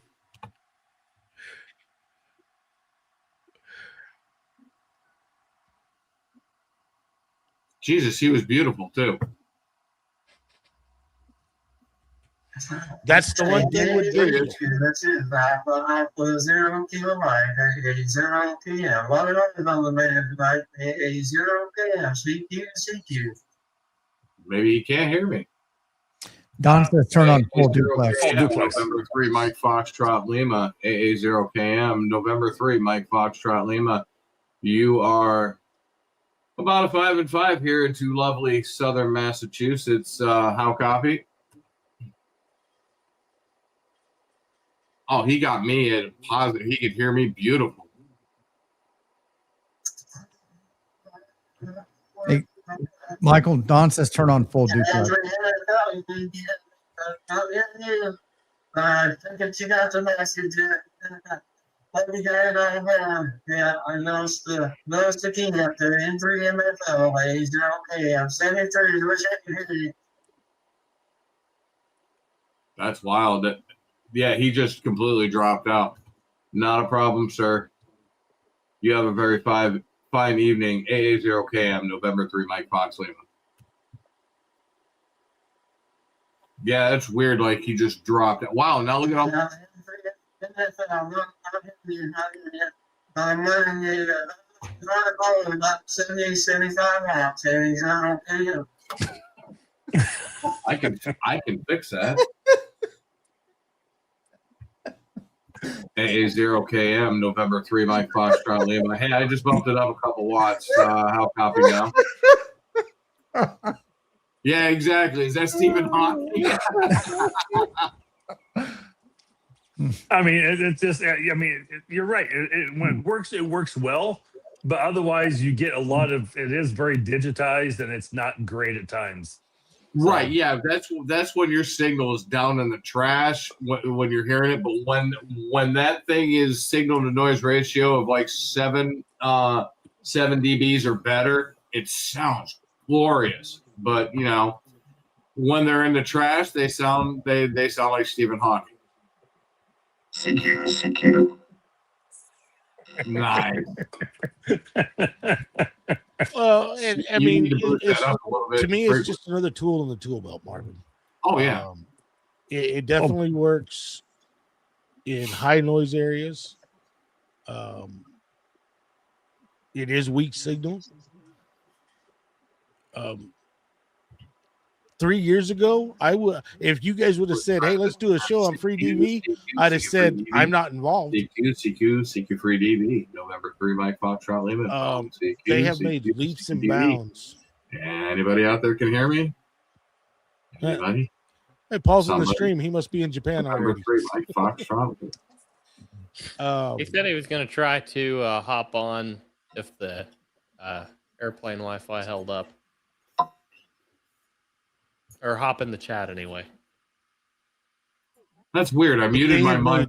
They have made leaps and bounds with this program, and they're actually trying to start working with radio manufacturers to work on possibly getting this put in as an SDR codec in the actual radio. You won't have to run software to get FreeDV to work. What is the frequency you guys are on? 7.177. The frequency is in use. but you're not gonna hear. But you're not gonna hear it on lower sideband though. If he'd hear a digital noise if he's not running. Yeah, you're gonna get the traditional digital hash that you would hear. Yeah, you'll get the digital hash. All right. Yeah, the golly it's still going across RF. It's just an encoded digital signal. Yeah, it's definitely golly wall. No, I have a question. So does this from the FreeDV software? Like when I was doing this earlier, trying to set this up and play with it just a little bit, so I had a little bit of knowledge and some questions around it. It was kicking my radio into a Digi-U mode. Yep, it will. Versus just staying in upper or lower sideband, depending on 2040, etc. Right. And the digital U mode, like with the FTDX10, that puts it down into the actual bandwidth you're supposed to be transmitting in. Okay. You can change it. I've seen people run just regular USB, and then they must be doing stuff in the menu settings for digital mode. Also, my DX10, but there is a. Let me bring that up. Marvin, also when you're in digital mode, it if you've got a radio that's coming in, it'll bring your audio inputs and outputs to the back or the USB versus the speaker and the traditional mic port. Right. Okay. Gotcha. I've got it up and running, but I'm not seeing anything on the waterfall. Make sure your audio is connected and everything. Yeah, I don't know if I've got this because and Tim, I'm glad you're here. You're probably the one to ask about this. Mm-hmm. I'm connected via the LAN port. Will that even work? Do you have virtual stereo ports defined for your audio to go back and forth between the radio? No. Computer? No. That's my problem then. I need to get the USB hooked up. Hey, share my screen real quick. Josh, I'm going to show Marvin something. You go into tools and you go to options. Yep. Go to rig control. You can actually check that box and it will stop using Digi-U and Digi-L. But I'm sure the people nearby are going to be really annoyed in upper and lower sideband that's on this, if you're using that instead of the Digi-U mode, because, they're going to be hearing that across their band go, what the hell is going on? No, you're still going across the band. You are, but they're not going to be able to hear you in the upper or lower sideband portion. It's still going to come across digitized at that point, right? It comes across as a digital encoded signal. It's not like it's like if you were on a repeater and you're on an analog repeater and somebody keys up a digital radio. It's kind of hash and trash you get. Yep. It's not like the FT8 signals. Well, that's what I'm saying. Even on upper lower sideband, it's still going to sound like, hash and trash to them. If someone's listening to you on the frequency and going, their signal's messed up, they're going to think something's going on until they maybe realize you're using FreeDV. Well, yeah, trust me, because I actually heard some people, and I'm getting pretty good signals right now. I wish I could have got my audio working with StreamYard. I've actually been playing with it and then switched back to analog and listened, and I heard the noise because the signals I was getting in FreeDV was big, and I actually heard the digital noise on that frequency. But all it is, right, is just digital noise. There's no voice or anything. You can't really hear any voice. It's just digital audio, right? Right. Yeah. Okay. But it's not. It's not like they're not going to hear it. Whether you're in, even Yeah, if they're you're still in going to hear upper it. It's band. just going to be they're just not going to be able to understand it or compile Right. it. You know. Right. Yeah. But if you go look at a lot of the instructions on FreeDV, they tell you to run it in data U or Okay. Yeah. That makes sense. that's just like the last version. There used to be a sync on the side to resync with everything, but that was for the old. And see, it's don't even show in this one. So they're basically eliminating all the old modes of FreeDV, and they're going with this new codec. Period. That's why I say they're doing a lot of programming on this, and I wouldn't doubt it. Maybe in a couple of years we do actually see it coming out in SDR radios. Yeah, that would be cool. Very cool. Yeah, I think when I pulled my FreeDV when I downloaded for the Mac earlier today, I did see a sync button over on the left-hand side still that was active that I could hit if I needed to. So, and I think I saw Prep Hand Paul say a minute ago it still can get out of sync once in a while. So, Yeah, it can. If I hadn't have changed my, you can drop me off the screen for a minute, Josh. I gotta find this.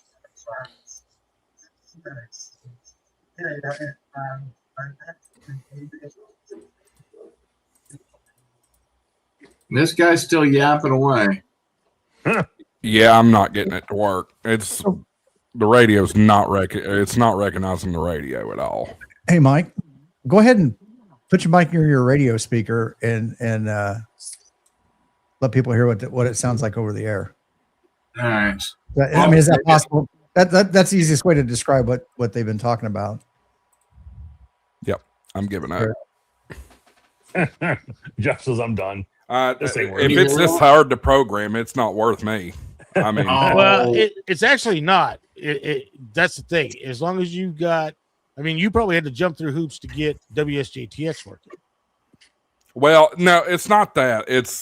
I think it's and Tim can correct me. I think it's just conflicting with the LAN. That's what I think's happening. What's conflicting with the LAN? The radio is not seeing the USB port. Really? Yep.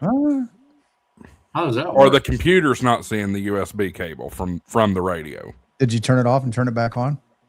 I unplugged it. Oh, wow. I unplugged it and plugged it back in. No, I mean, did you power the radio down all the way, not standby, but all the way down and power it back up? I just did. Yeah. And that's funny.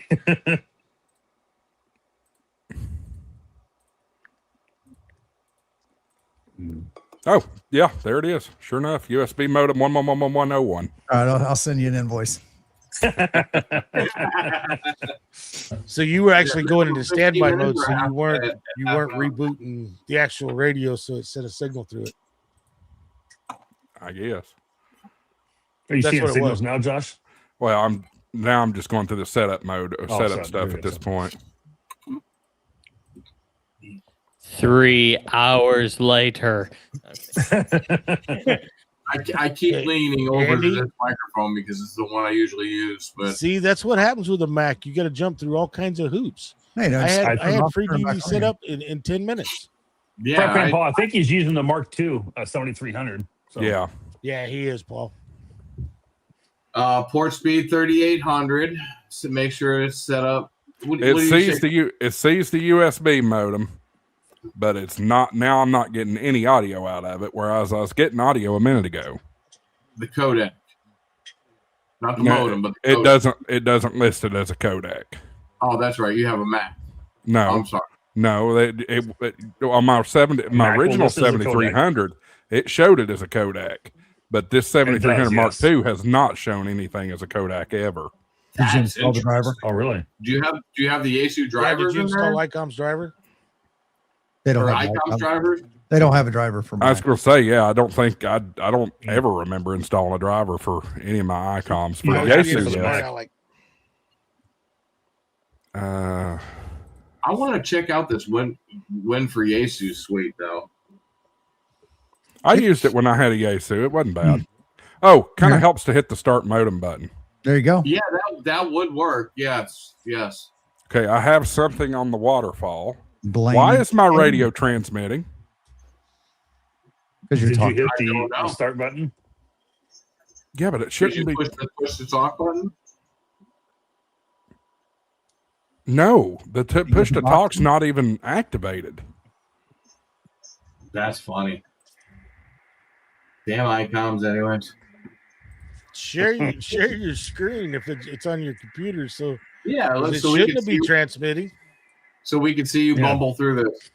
Yeah, that's Yeah. a good idea. Let's give the people their money's worth. Well, ain't nobody super chatted yet. Ain't Oh, nobody if got any money in it. Is that what it is? It'll miraculously work if he gets a super chat. Maybe. And biggin. See how the PTT is showing activated Push now? The button. Push Yep. the button. It's Push the not. button. The radio's not transmitting right now. But when I push that, it's transmitting. It's not transmitting now. It's receiving. Now it's transmitting. No, it's not. I'm looking at the radio. It is not transmitting. Okay, get I out wonder of if you that. get out Stop of that. that. Yeah. Stop your modem. That's Stop. received. Now go up to your Now, settings. Go up. No, not audio configuration, sir. You want rate control. Yeah, that's right. It's reversed. Cat PTT.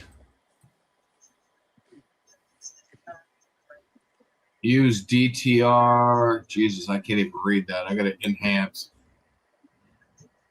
Let me make it big. Hang on. What is this ADAT? ADT. That is HamLib settings. No, you didn't. You don't have HamLib clicked. Click on HamLib. Yep. Now Now go over click- and click your radio. Find your radio. Of course, it doesn't exist yet, but I see 7300. Just use Use the 7300. 7300. wow. And it Yeah, uses but- the same CIB. There you go. It's like Bravo 6. It doesn't let you put the hotel. Does that matter? That just indicates hex. Okay. Cat. Now test your push to talk. Do not apply yet. Okay, it's transmitted. Okay. Now click Now you apply. can apply. Now hit OK. Now start your modem.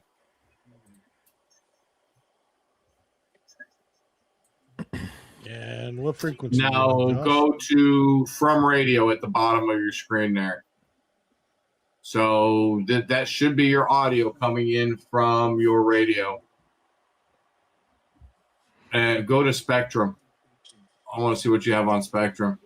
I'm not seeing nothing. He's not picking up anything from the radio. So Audio he doesn't have audio. Well, connected it's yet. transmitting Okay. right now. It's transmitting again. Well, it's still transmitting. That's transmit. It won't stop transmitting. AA4WX, Roddy. Yeah, something's backward. Something's backwards. Yeah, your push to talk control is like Vox or some shit set up. Do you have box configured maybe? I didn't see it. Is it in the smart SDR for ICOM? That's turned off. You might need to Before, put- before we go into the advanced and push to talk, just bring up the easy setup real quick. I want to see what the first 3 years there are. Did you flip the USB cable over? Oh, Yeah, no, it ain't that. Okay. oh my God. That's funny. Just checking. You'd be surprised. This is why they don't let me work the help desk. Okay, the radio device would be your USB cable. Should be USB audio device. Yep. There you go. Yep. And then that would be Your speakers that you're going to play it back through. And that would be your microphone that you're going to use. Okay. Apply. Okay. Start modem. It's transmitting right now. Golly. AA4WX. I hear it. Did you hear him? No, I mean, I'm hearing hash.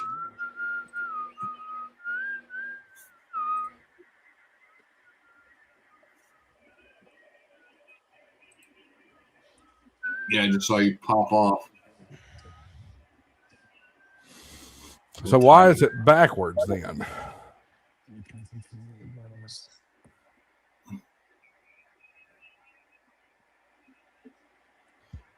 I'm suing for false advertisement. This is not easy.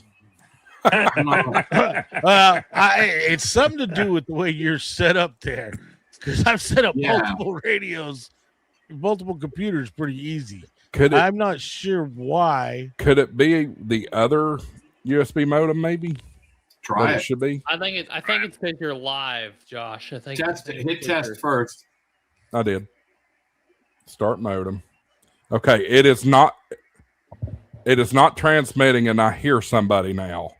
Okay. You have the wrong thing selected. 5SM from radio. I hear somebody in Japan, and I can barely hear you all. Marvin put Terry's comment up on screen. Go click on from radio. Wow, you need to turn that down over to your speaker mic level. God bless America. No, Terry, that actually was the Tennessee version. That's why he couldn't set it up, sir. Oh shit. That's hilarious. Yeah, I blew up my screen for a moment, so I had to escape out of the full screen so I could see his screen because it's so small. Here, let's see if he can hear me. Let me mute my AA4WX. All I'm hearing is still that Chinese dude or Japan or whatever. Yeah, math on live stream, double difficult, absolutely. Yes. I hear somebody calling me, but I'm hearing the Chinese dude on top of it, whatever it is.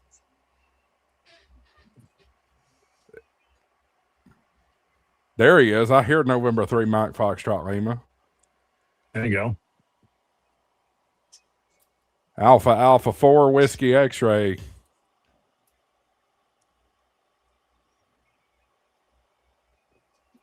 Try it again.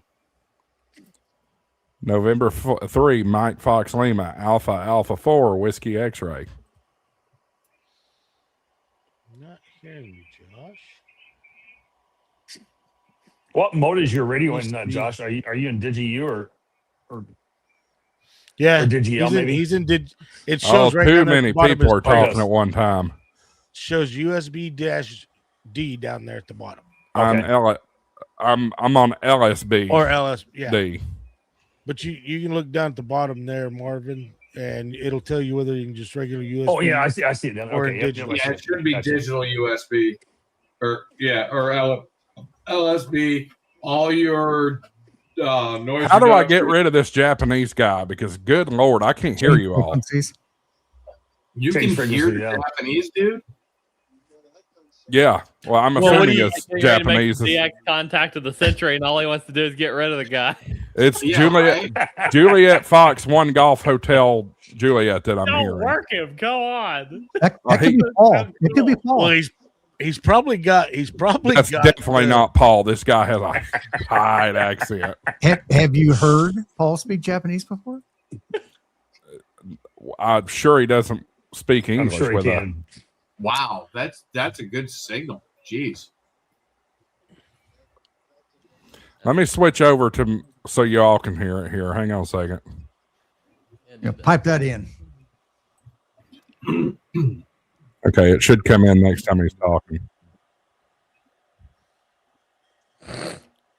Yeah, he'll stop talking. Of course. No, he's into the QSO. All right, let's try this. November 3, Mike Foxtrot Lima.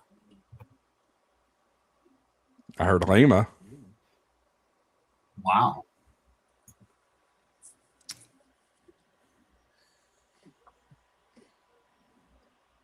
Did that come through for y'all?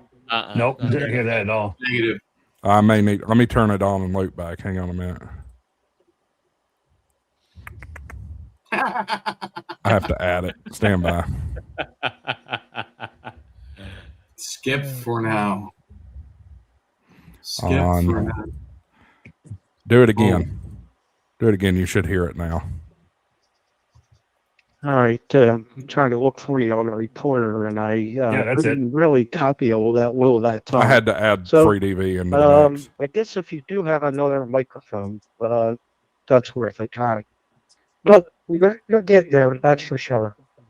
So, It sounds like I'm he's hearing just you out sitting in there this looking room for with me, 3D or he's on the video. Zoom with us. there's plenty of help. There's also the K5WH Zoom Sounds channel, drunk too. and I think Walter has a better handle on Let me those pull this Yazers down than I do. And y'all don't need to see my taxes. And so far, I'm Which, dangerous by the with way, this, I filed today. 8600. Yay! Oh boy, already, huh? 73. Yep. This is As soon as I get all my WATTP, documents, I do Missouri it. City. I'll be doing mine this weekend. Oh wait, there's a hell of a lot more down here. It was just narrow. Mm-hmm. That's like whoever's talking, the ones that are talking right now. Let's try it, dude. Here. November 3, Mike Foxtrot. You sound like you have a speech impediment. Oh shoot! Did you all hear that? Yeah, I just that's switched right. over to analog. Don't do that. I just hit the PTT. Gee, no, you didn't. You switched to analog. No, he hit the PTT. Mine did that too Yeah. earlier. See, that's why I get that's the noise I get when I hit PTT on mine. Yeah. Whatever. How come everybody can hear me, but I can't hear nobody? I mean, I'll just play it like that. You sound like you have a speech impediment on that thing. Oh, It's because of the signal to noise ratio. It's not high enough for it to do. Bleh, I almost. Chris, Really amazing. KE, there he is. Talk to KE0MAD. Well, I wish I could, but it's that noise. How do I get rid of that noise? Use your space bar.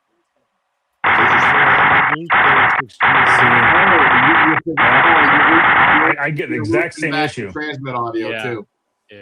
What is it? Hey, You're looping back the transmit audio too. Oh, here's loop back. Tell me what I'm doing wrong. That's not loop back. Yes, it is. No, Yeah, it is. the problem is not loop back. That's you're hearing the digital hash what's going out over the air. Is that Right. coming back through the stream? Stop your Yes. stop your modem for a minute and go back up to the setup, but go to the audio tab. Nope, not easy setup. Let's go to the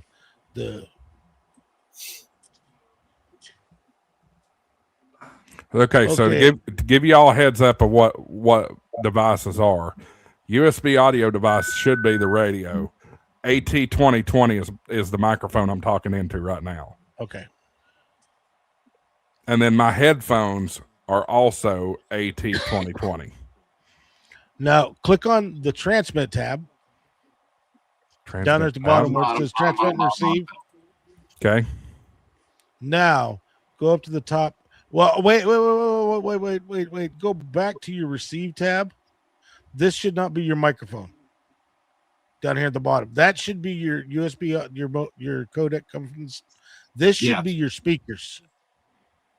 Oh, No, up here, the top one should be your USB audio device from the radio. This one down here in the bottom, the one you got highlighted in this area, this needs to be your speakers that are Your speakers or headphones. playing your audio. My headphones? Your If that's what headphones you're or using for speakers, your audio, however you want to yes. do it. Okay. To go up and select your modem up in the top box, highlight that one.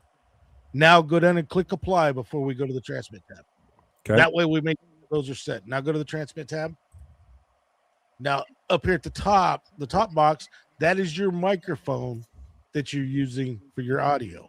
So go to that is He's got correct. that right.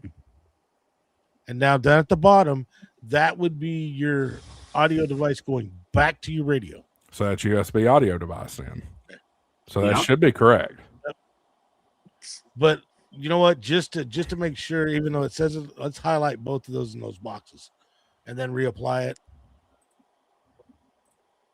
Now click OK. Now start your modem. Yeah. That's How all. are you hitting that Japanese station? That's crazy. JF, JI, and JG, those are all Japan, right? Yeah. Yeah. Mhm. Oh, Well, I mean, yeah. That's Look at the reporter here. You can. I'm see hearing the it. Chinese. I'm hearing it, Michael. There's Mad. Dude, this is Yeah. insane. DX. It is. It's actually fun, and when it's working, I mean, right now, like I said, I know I'll that probably head out that way. I'm probably sometime next week. Yeah,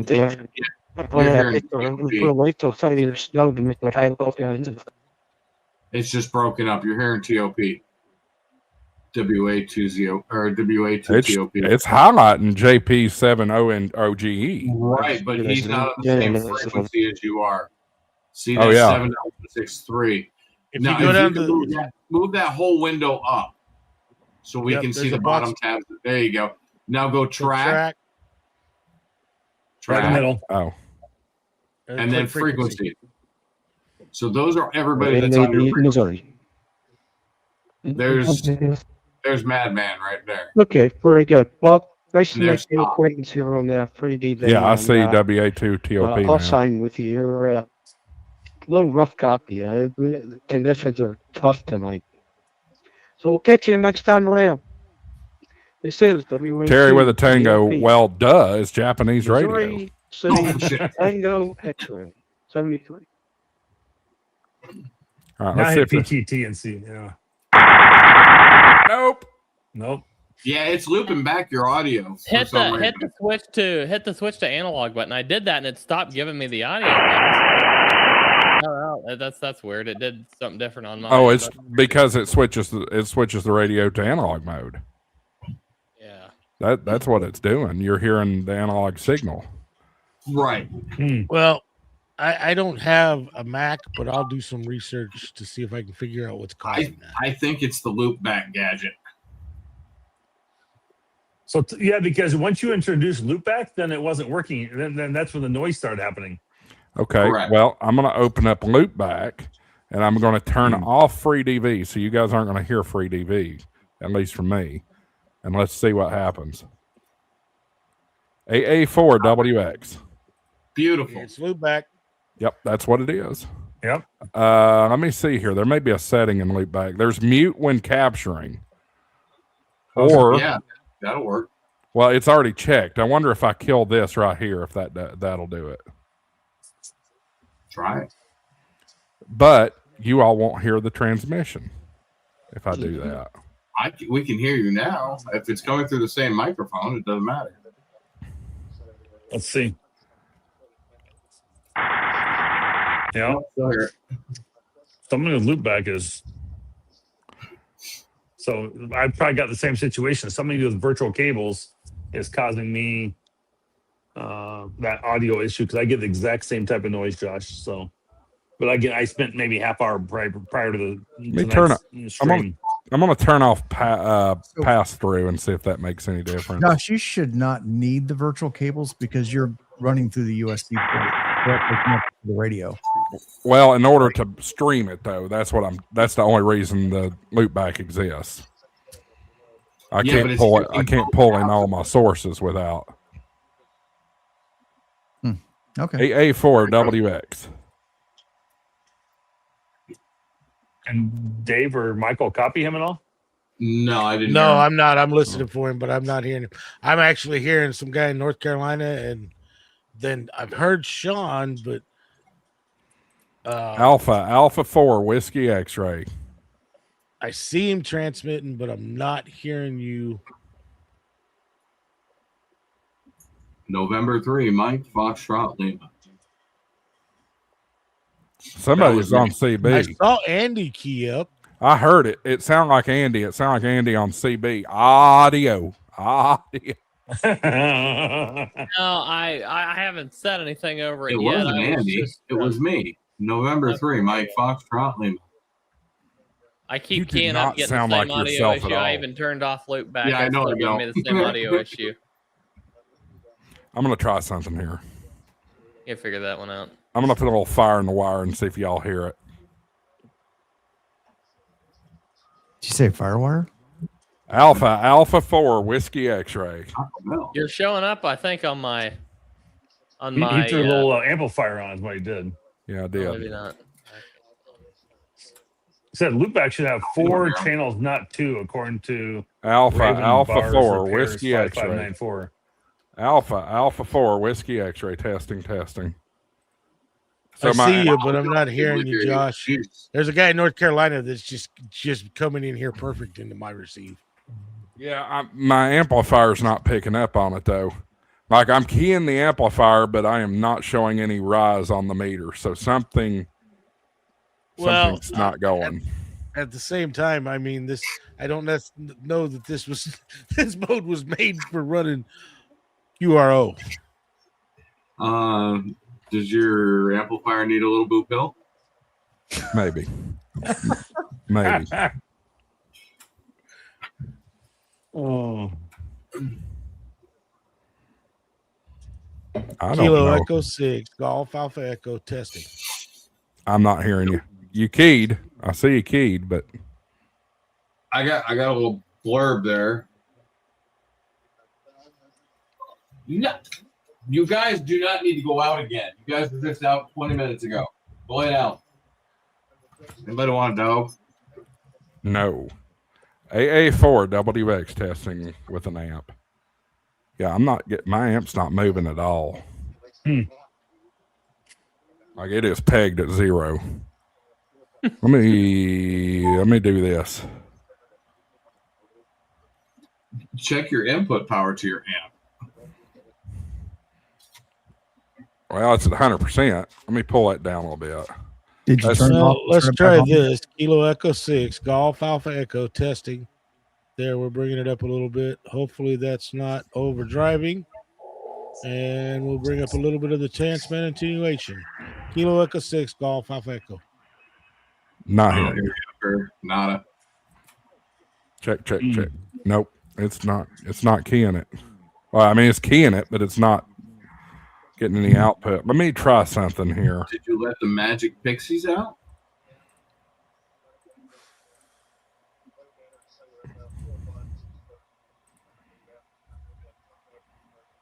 I have a little trick I use whenever I'm trying to get the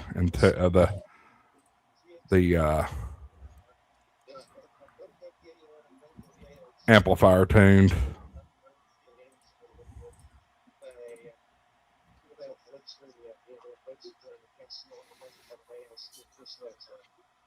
That poor radio's got so much crap going through it right now. It's going to lose its mind. Which one do I talk to? Right. Joshua has got a lot going on in the back end for sure. Jesus. Oh, I heard a big signal.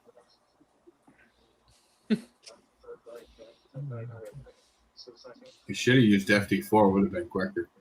He's putting something out. That's a good.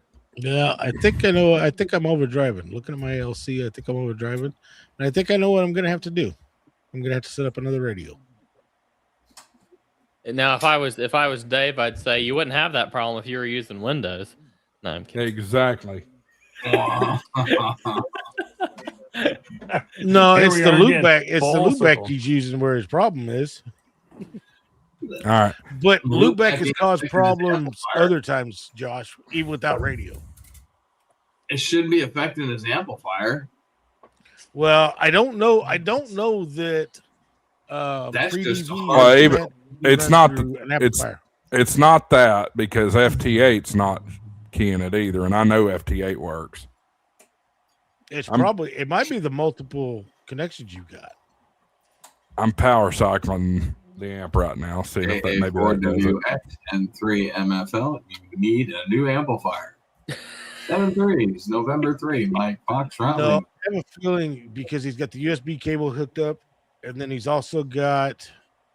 I mean, it kicks up in the slightest amount. The meter kicks up in the slightest amount. I think you let the Magic Pixies out. I say it's not like it's just not getting RF input. Are your cables connected? Yes, I know they are, because it's keying the amp. There's just nothing coming out of the amp. There it goes. There it goes. SWR is infinite though. Hang on, I just got to tune it in. That's all. Redneck ham radio. Tim shaking his head. Hey, there's nothing like doing this live on stream, teaching Josh how to set this up, and a lot of people are learning from this, so it's great. So Right. That's the kind of stuff that I want to do with my channel. Switch to USB. If I can help one person learn something, I feel like I've done something to be beneficial to the amateur radio. Yep. Yeah. Does it switch an ICOM automatically to digital USB? If that is checked inside, it's Josh just making contact on FT8. Yeah, but I'm also getting nothing. I'm getting nothing out of this amp, so I don't know how he heard me. You lost the Magic Pixies. Is your meter broke? So first question. No, because I just saw it kick up. What amplifier do you have? It is an amp supply company, LA 15 or 10,000 if I can talk. Okay. I actually picked it up on a really good deal at Dayton. Digital or tube? No, it's tube. Oh, it's tube. I wonder if a tube went bad in it.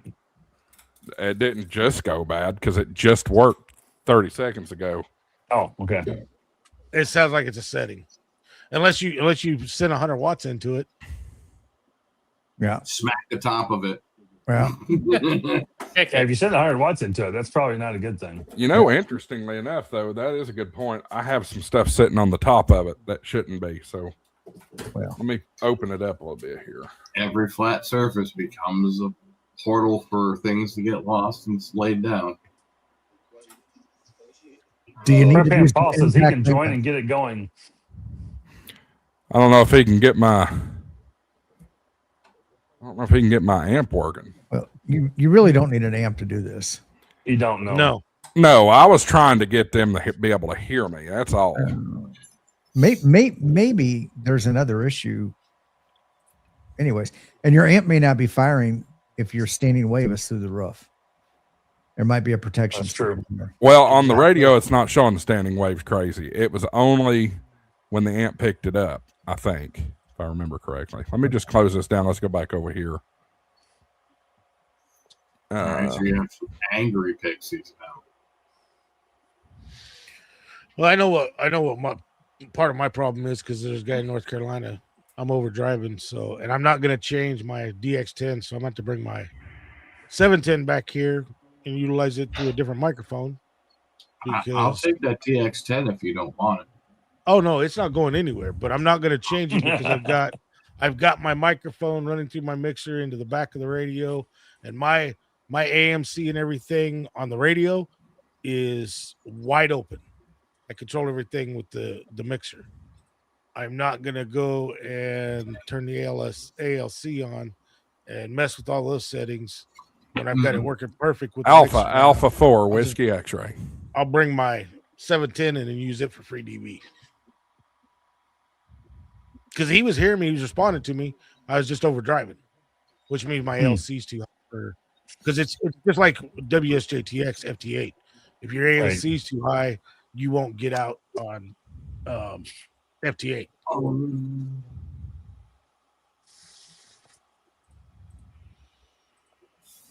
I'm still not. Now I'm not hearing anything again, or I'm not receiving anything. Well, that made up. Nobody's talking.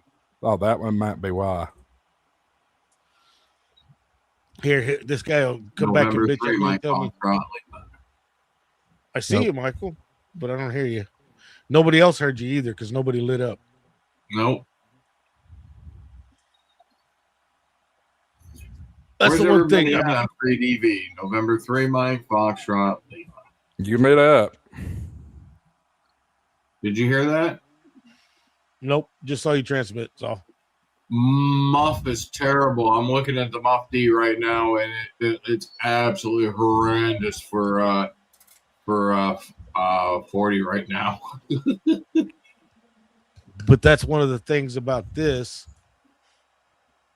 And we can try 10 meters if you bad want. conditions. Bad conditions, it's supposed to work a little better, just like WSJTX. We can try 10 meters, 28.330. You don't have to go by what's set in the program. You can use any of the part of the phone band. That's right. Oh yeah. Go to the AM frequencies. I love this 7.2. What'd you say? 28 what? 28.330. Okay, I'm over there. Let's try it again. Here, let me mute them. Josh, does your amp have a band selector on it? Yes. Automatic or no? I have to adjust it. Okay. I see y'all on the frequency thing. Let me pull this back up here on the FD or the reporter.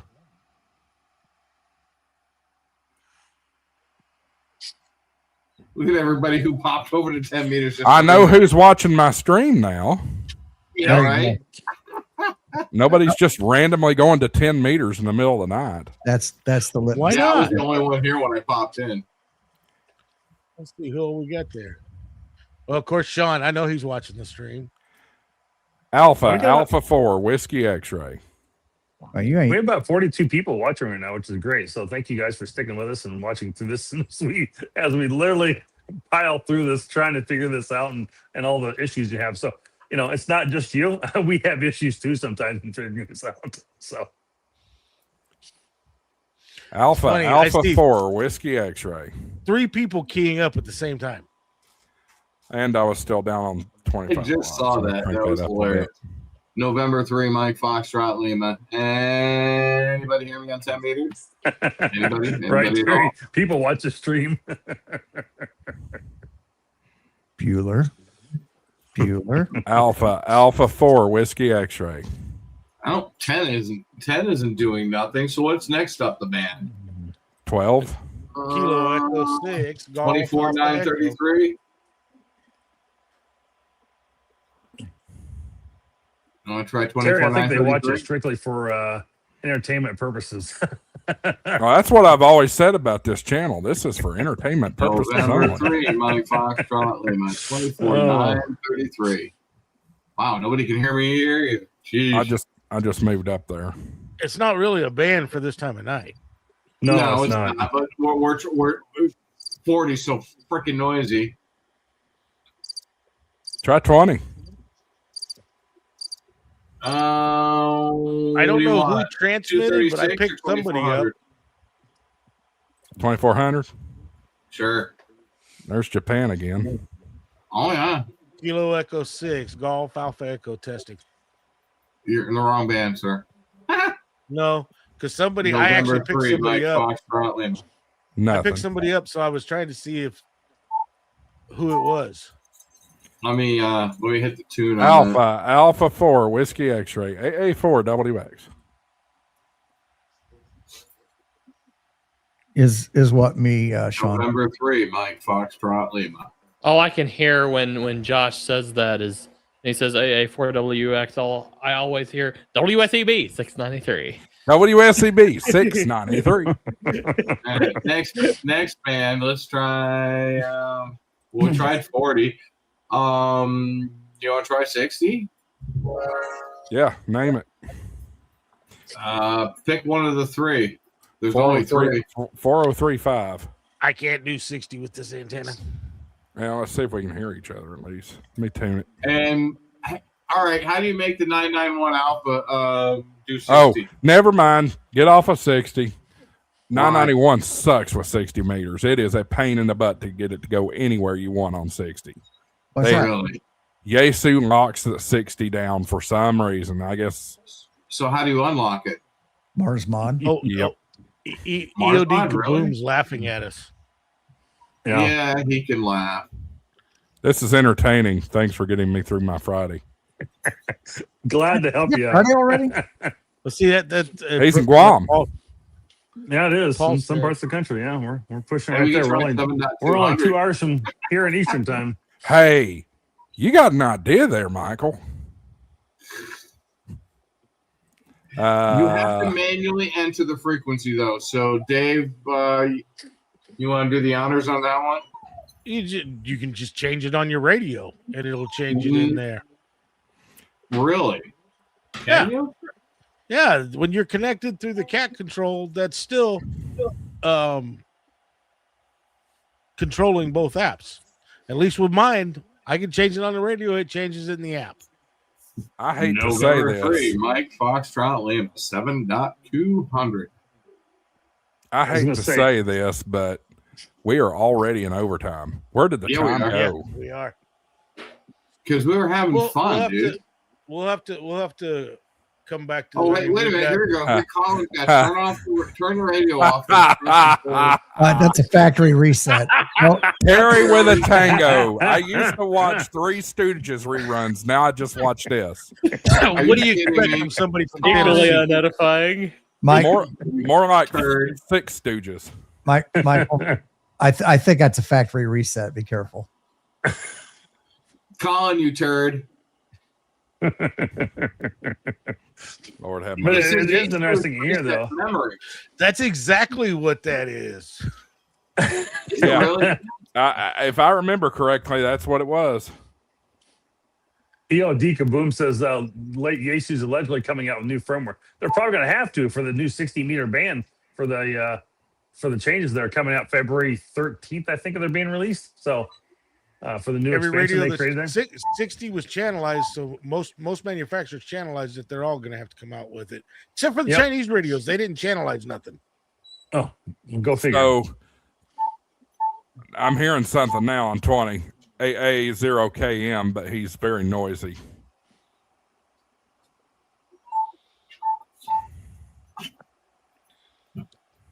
You want to let Andy do some World Radio League updates, Josh? No. Yeah, we probably ought to. I think we've gone as far as we're going to go on this tonight. This is cool. Yep. We've got a lot of gaps on the calendar. No, this is not for CW Wild Radio. Not at all. I mean, it'll pick up CW, but it's not going to do anything with it. Hello, yeah, radio. You can switch it over to analog. Yeah. Anyway, this is cool. Did you guys have any final thoughts on it before we? I think we need to do a part 2. We definitely will.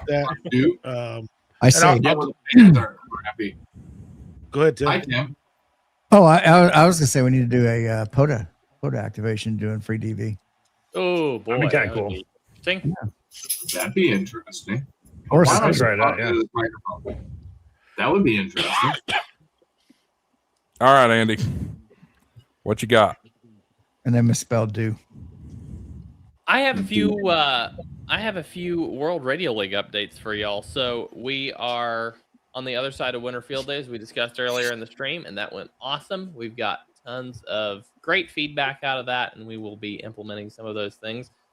Terry's going to be super happy with this, but we're in the middle of testing and refining our confirmation imports. So if you have contacts sitting in your World Radio League log, you want to pull in some confirmations from LOTW or QRZ, you'll be able to do that. We're in the middle of adding a brand new map key. So like underneath your map share, you'll have different pin shapes, different colors. Colors will I'm going to get this backwards, but I think the colors are for the different bands. So a different color for each band and a different pin shape or pin style for each mode. You can set that to do that automatically, or you can configure it yourself. Have a really nice key under your map. Export validation. Export validation for parks on the air. This is a really big one. So when you go to export your POTA log, we check it to make sure every field is there that POTA wants. And if you're like missing a band or a mode or something on a contact, it'll flag it and say, hey, you need to fix this, before. So POTA will accept this log. That one, I've been testing that one myself. It's beautiful. And then we've got this right here. I'm not sure if this will show up backwards or not, but we've got this right here now on the mobile app. It's correct. It looks good. Okay. Oh, wow. So now you've got, let me go to my activation from today. So yeah, you'll just basically you go into a logbook here and then tap on the stats tab, and there you go. There's all your stats for that logbook. This one's an activation. Sweet. So yeah, it's all there, and there's just a little button at the bottom. You can click share, and it'll save it to your phone gallery, and you can share it on social media. So, all that and much, much more we'll be talking about next week on the World Radio League show. So be sure and join us there. And Marvin, after the log submission deadline, and you guys get stuff all sorted out on your end, I want to have you back on the World Radio League show to talk recap at some point. So yeah, Winterfield Day recap. So, but anyway, yeah, we've got tons of great stuff coming. We've even got a feature coming soon where you'll be able to send confirmation requests via email to contacts in your logbook. So some really, really cool stuff coming down the road, some cool stuff in development. And we have desktop app. Yeah, it's absolutely, yes. That one. Let me just say this. So World Radio League has gotten a lot of attention from my viewers in the past few days.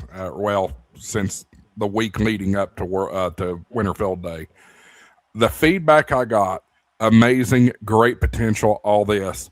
I'm not switching until I get the desktop app. So that's, I keep telling them, patience, it's coming. Do we have a date yet? We don't have a solid date, but we do have, the last word out of James was that we're looking at February for the beta release. And I'm sure, by not very long after that, we'll have a production version. And I'm very excited. The developer that's working on that, I think, is just about to get his plate cleared so he can focus on that primarily. So let's be clear for the folks in the chat that don't know computer terms. If it's beta, it's only going to be available to the folks that have signed up for the beta testing. It will be available to everybody who wants to use it under beta. It's just anybody who wants to use it as a beta version, it will log. As far as last I've heard, as far as I know, it will log your production account. It's just a beta version of the app, meaning we're not. There could be a few initial issues here and there that we're working through, and we want that feedback from you guys so that we can make sure that in every use case it's working properly. And then once we get that confirmation for a limited amount of time, it'll be good to go. Josh, cat control is still in beta. Well, that's a good point. That's a very good point. I didn't think about that. That has been cat control beta has been an awesome thing for us because we have learned so much about cat control, and we'll be able to put cat control production version baked right into the desktop app. And the desktop app, when I say, you got to understand, we've got a team of 4 developers working like mad right now, and they are keeping up with any reports that come in from users who have issues. They're also developing what we call, we divide these up into mini features and major features. So the mini features are things like the stats tab in the mobile app. The what else do we have here? Some of the other things. Oh yeah, the POTA export validation, the map key, confirmation imports. All those things fall under mini features, and they're all working on a group of those. And as soon as this developer is able to focus primarily on this desktop app, he's got it very close to being ready, and so he'll be able to finalize it and get it out the door. So did I hear right that you all are working on dog control too? No. That's a little bit more of a challenge, and dog control won't be coming till at least 2035. So I had to. That's the dad joke of the night. So sorry. Why am I forgetting? Freddie Mac. Gosh, he's the dad joke guy. Yeah, absolutely. One more point on the desktop app is, well, completely slipped my mind. Marvin was getting ready to say something. Marvin, go ahead. I was going to say, you see Terry's message. You think Winter Field Day about knocked you off the server? Downloading the desktop app is going to. We've got that under control now. It's all good. I remember I was going to say cat control and desktop app will very soon be available for Linux as well. So, wow. Yay. Yeah, absolutely. And as I stated earlier, Ham Radio Prep side, we're getting ready to release a fully rebuilt ground up. I didn't mention this earlier, but we're getting ready to release a fully rebuilt from the ground up mobile app. Very up to date. It's going to be fantastic. And the new course is going to debut, I believe, at Hamvention is the plan. So, or Hamcation. Oh wow. So yep. Anything else? I was trying to think. I think that's about it for now. Oh, there are some users complaining about FT4 versus MFSK. It's a mode versus sub mode issue, but really, we just decided to go ahead and go with what everybody was asking for, which is displaying FT4 the sub mode instead of MFSK the mode. So that will be implemented soon as well. I can say this, and I've used about every log out on the market, and it seems like the vast majority of the logs out there label it as MFSK. So that never bothered me, but I'm glad to hear you all are being proactive and straightening that out. QRZ, I think, recently went to FT4. So did they? I think they did. Yeah. Interestingly enough. Anything else? So. I don't believe so. Just look for those the confirmation checks, rechecks, and the all the cool things coming from the map side. I guess you guys saw the manual. You can manually reposition your map when you share it, and all that good stuff. The all contacts QSO map. So I think we talked about that in previous streams. But yeah, a lot of cool stuff. Awesome.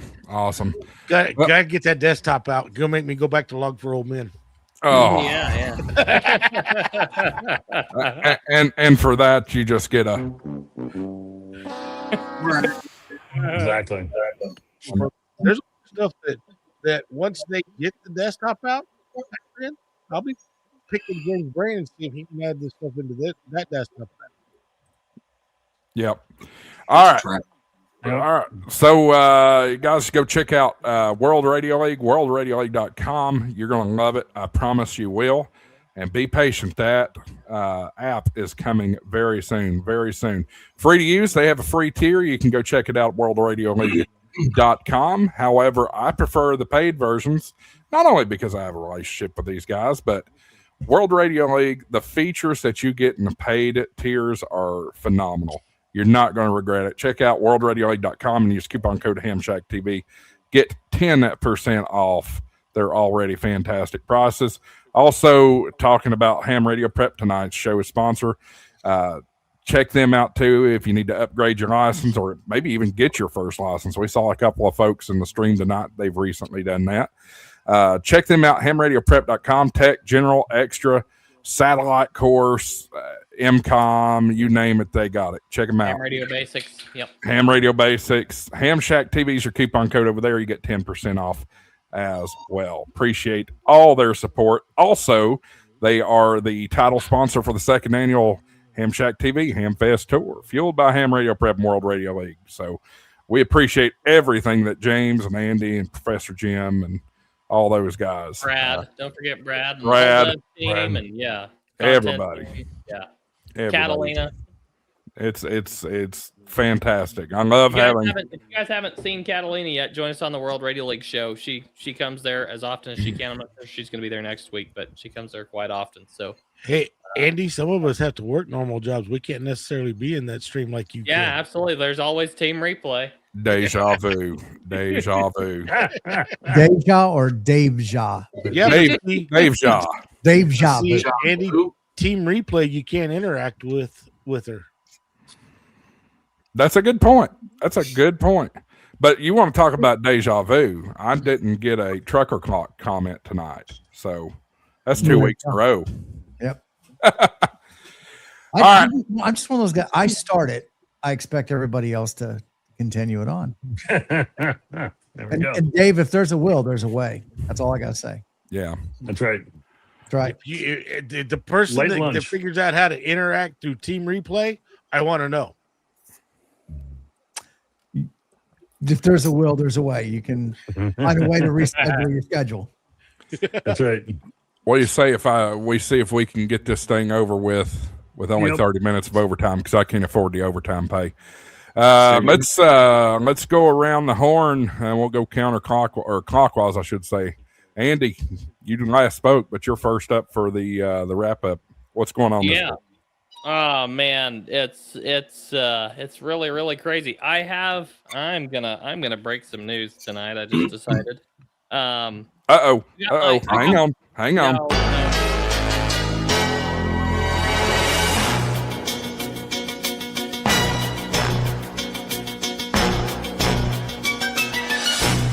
Trust me, folks, I didn't ask him to do this.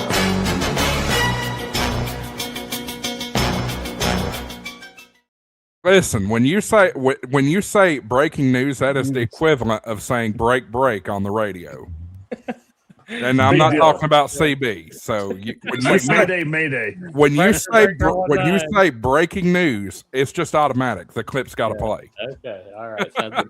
I have booked my hotel for Dayton. So, all of you that will be at Dayton, breaking news in person. So, it is for Andy. Oh, okay. This is the first major ham fest outside of the local ones to me that I've gone to. So I'm really excited. So words of advice, and I think Tim and everybody else here that's been to Dayton would agree. Sleep well the night before, because you will wear yourself out. Yep. And wear good shoes. Well, he won't. He probably won't, because he'll be at the table all day. James will let him break away. I'm not gonna be at the table all day. You can't keep me out of you can't keep me out of the boneyard or the galley booth, or there's a few places I want to visit. So chop salmon. But yeah, I'm really looking forward to it. Maybe I can even stop by and see the Ham Radio Workbench guys. But yeah, I'm really looking forward to it. So that's coming up. I've got. Man, it's been absolutely nuts. I've got these new stickers. I just showed this on the live stream. They're not for sale yet, but this is my Blue Barn Studio logo sticker that I'm using for the Blue Barn Studios here. This is where we broadcast the World Radio League show out of. So, but yeah, the World Radio League show has been just really going awesome. We do a propagation forecast for the week, and have all sorts of ham radio news and all kinds of things. So come join us if you don't mind next Monday and join in on the fun. So yeah, Andy's trying to steal Tabitha's job. I am not trying to steal Tabitha's job. Go watch Weatherman.com. Deep dive. But, we've got Terry with a tango that is already courting all of us to go to the Sevierville Ham Fest in March. Oh, there you go. There you go. All right. Well, guys, I think that's about all. I could keep talking, but I don't think I'll say anything else very meaningful. So just back to you. Just so long as you tell them to use my coupon code. That's all that matters to me. Use my coupon code. Or my coupon code. Yep. Tim. How about Tim? Tim, your turn. Your coupon code. No, I'm kidding. Well, so World Radio League past week did 4 live streams. 4 1-hour live streams. I was doing the World Radio League, live logging as I was going, ripping contacts. I don't know. I think I probably 50 to 70 contacts each go around there.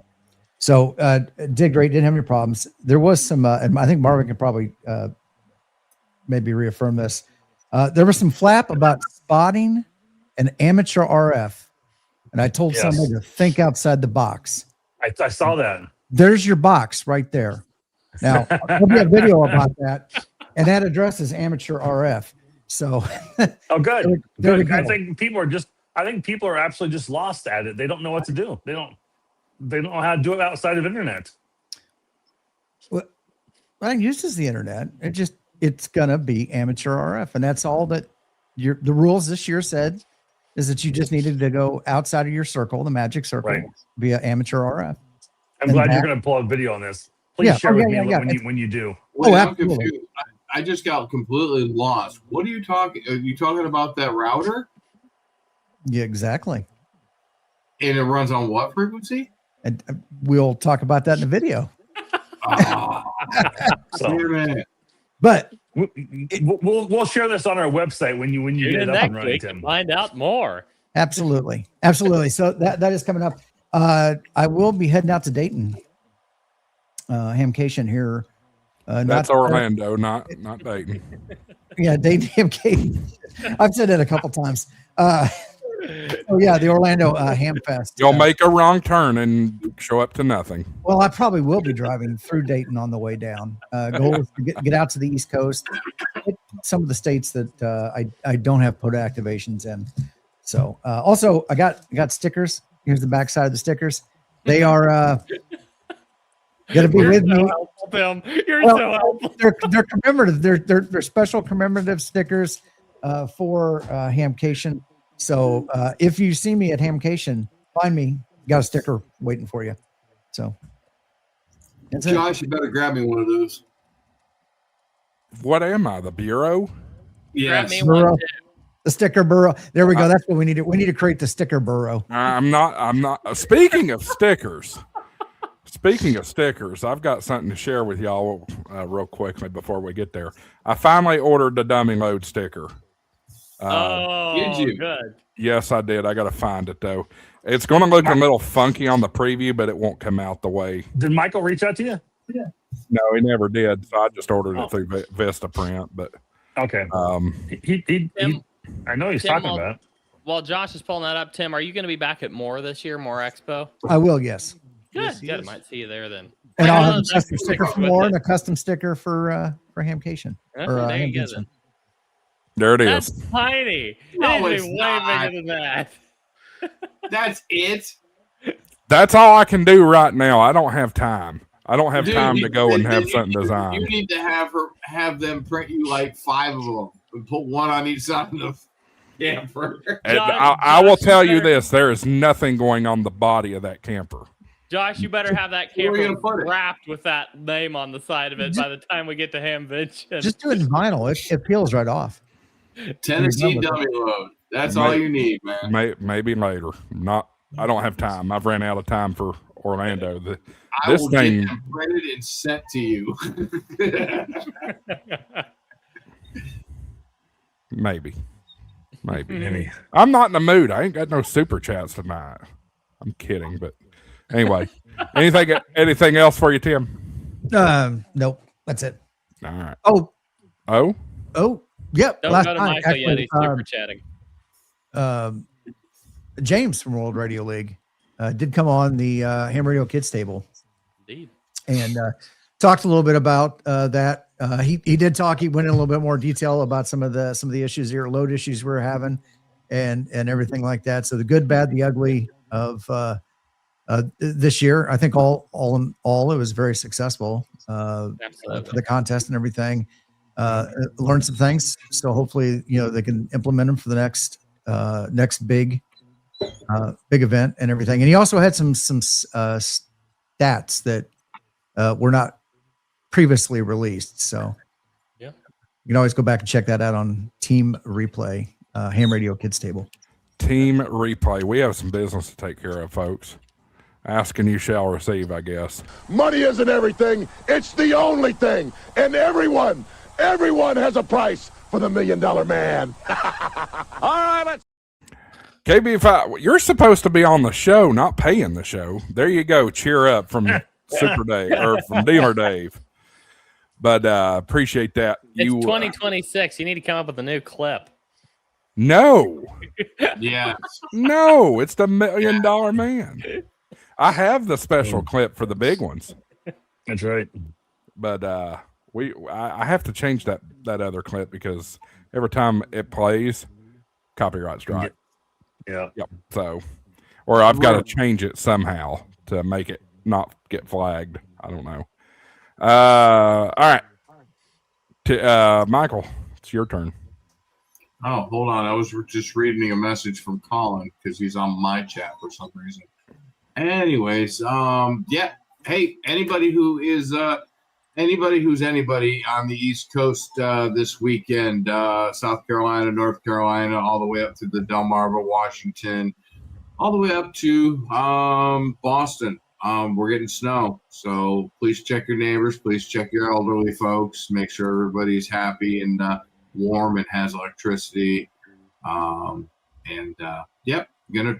I was gonna go to the Marconi radio site today, except I was running a little behind. I had to go all the way from Provincetown all the way back up to Foxborough. If anybody knows how far that is, it's about 2.5 hour drive.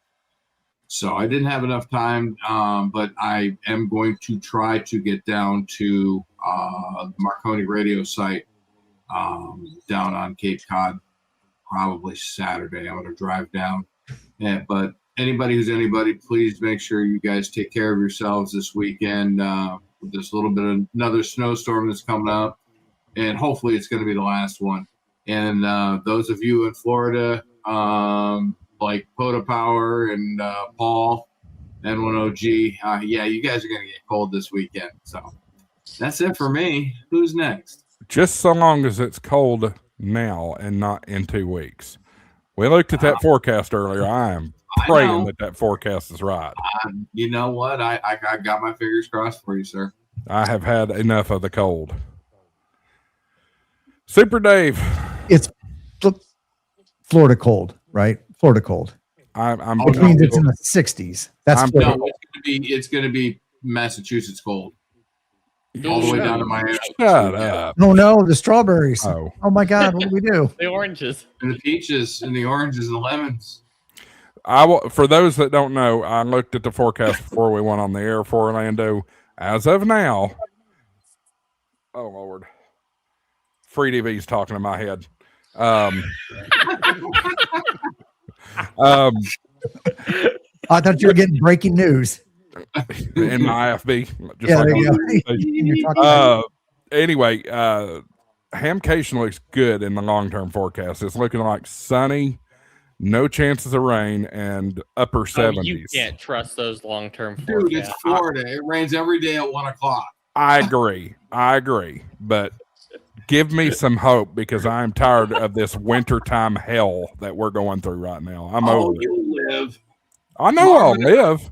And I are dealing with it worse than you guys are. So the older I get and the thinner my skin gets, because remember, guys, I've lost 120 pounds in the past 3 years. But you still have insulation. I still have some insulation, but God, that cold is worse and worse every year the more weight I lose. Anyway, the older you get, the more it you're sucks. Still a pup. I'm just saying, I don't feel the same. It's not the same as when I was in my teens and 20s. Just saying. Go ahead, Dave. Well, I've been promoting the Hex Tennis so much. I decided I'm going to do a video on showing how I set up for easy measurements. So you have to watch for that. Not going to go too deep into it. I'm kind of in the same boat as Josh. I'm ready for the cold to be done, and my problem is the wind chills. When they start going below zero, I'm not going out playing with negative 20-degree wind chills. You fuss at me for complaining about the cold, and then you turn around and do it. Negative 20 is a little different going outside. I'll go out. I've been outside in this cold. I mean, I just did a video this week, a little short, outside in the cold. I'll go out in the cold. Just like I told Juan and Julie the other night when they were bitching about 48 degrees being cold.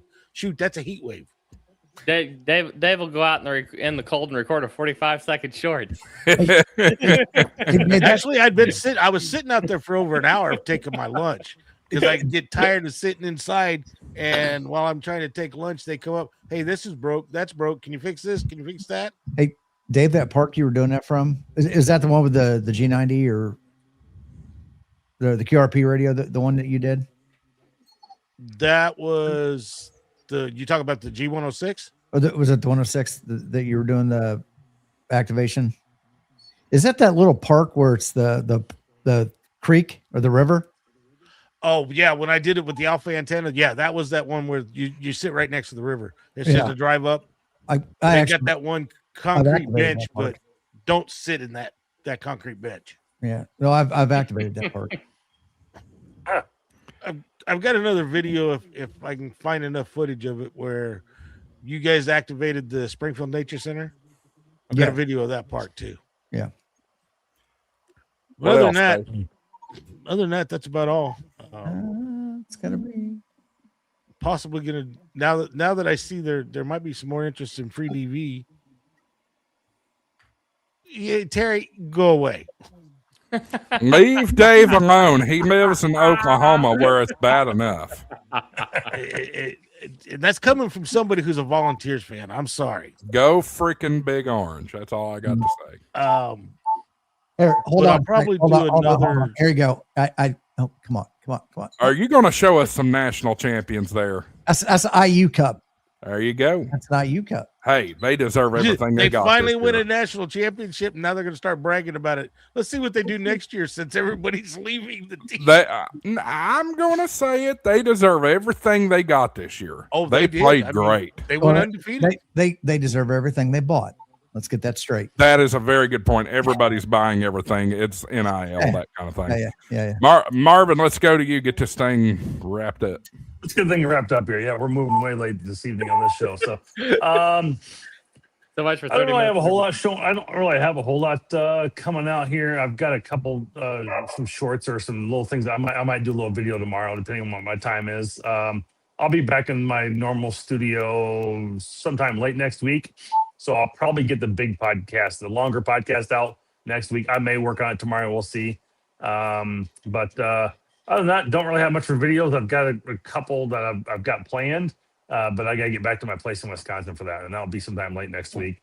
I won't be making Hamcation. I've been off and on this week about it. I've looked at tickets. I've had hotels booked. I've had to cancel and I've this, that, next thing. And I think I finally got work narrowed down to 1 of 2 days starting. So I won't be able to make it, unfortunately. I don't think so. At this point, I'm going to just say I'm not going to keep trying because they keep moving dates on me. So it is what it is. But yeah, I know that's what I feel too. Don't me tell you about it. There's a lot of good things going to be happening. It's 80 years of Hamcation this year, and so kind of a big celebration. I'd love to be there for that. It is the North American Single Sideband Sprint this weekend too on Sunday, so I'll be participating in that a little bit. I've been doing a little bit more contesting this year. It's one of those things that I kind of enjoy doing and getting into, and having a great station and some power. It's nice to be able to do that as well. But so you'll probably hear me on the bands quite a bit. So always feel free to try and hunt me down. And that's really about it. Yeah, cold weather it is here, and we'll just deal with it and move on. So I had to go out and help my wife scoop some snow off the rail today at her work. Because the rail company said they would not bring a car in until they cleared off around the switch of the track. And so I brought the snowblower out there. And of course, I sheared a bolt on it. But yeah, fun times. But it was all good. So got some good cardio out there in the cold this morning. So or this afternoon. But it's all good. And I don't have a whole lot going on the channel right now. It's been so much of other personal things going on and some changes that I just haven't had time to really deal with this side. So. But thanks, guys, all for playing on Winter Field Day. I appreciate it. And, we got a lot of big things planned for next year. So don't forget to submit your logs and 73 and have a good evening. That's all I'm going to call it. Submit your logs, get the contacts verified, all that good stuff. Hey, Marvin, you need to put together a picture and post it of you pointing like this and going, Uncle Marvin wants you to submit your Winter Field Day log. Dressed up like Uncle Sam, yeah. Let me work on that. I'll have something done here in just a little bit. Hey, I want everybody that's watching to go subscribe to World Radio League, Ham Radio Prep YouTube channels. Once you go subscribe to Gray Man Poda, come on, we need to get Gray Man across the. Yeah, I'm big, 6 big people away line. from 600. So yeah. Yep. I'm trying to Ham get Radio there. Guy podcast. Go subscribe to Marvin, Hillbilly Ham, and Tortoise Overland. Go subscribe to all these guys. They're a big help. I pay them as much as I can, and it's not much. But, anyway, We're still waiting for that dividend. Yeah, I appreciate all these guys and everything. It's the end of the month. YouTube allots me 10 free channel memberships a month. So this is the last live stream of the month. So we're going to give away my last 5 of the month right now. And those winners are, come on, Roger McKeon. I've not seen that name before. Justin Crook, Terry McKenna, 4278, Texas Flyer, and Big Dog Moya. I don't think I recognize any of those names. So congratulations. Roger, I recognize, and that's the only one. No, I recognize Terry too. Yep. I think maybe I recognize Terry. I don't know, but congratulations, guys. Hope you enjoy it. You get access to all the HamShackTV emojis. You also get access to any videos that I release for members only first. None of those are there right now. I need to do some production. But anyway, Terry with a tango says I got his name wrong. Unfortunately not. I wasn't talking about Terry with a tango when I said I recognized it. That is. All right, fellas, I'll catch y'all here in just a minute in the back room.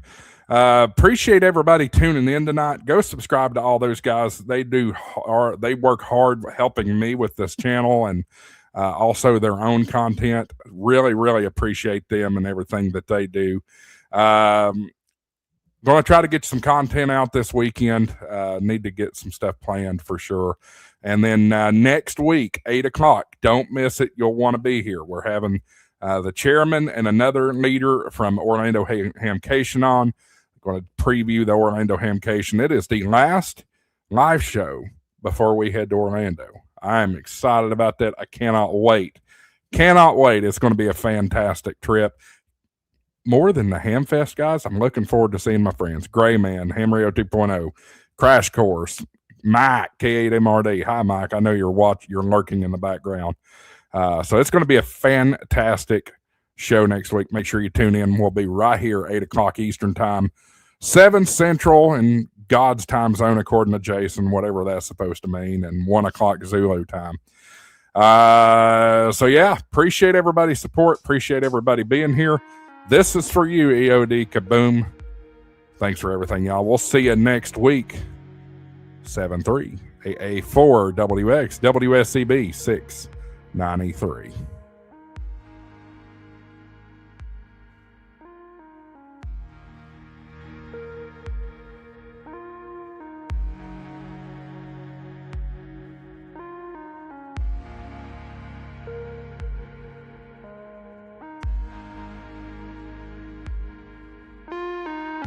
Money isn't everything. It's the only thing. And everyone has a price for the $1 Million Man. All right. We got one super chat this week. That gives you a bonus clip. 73, everybody. We'll see you later.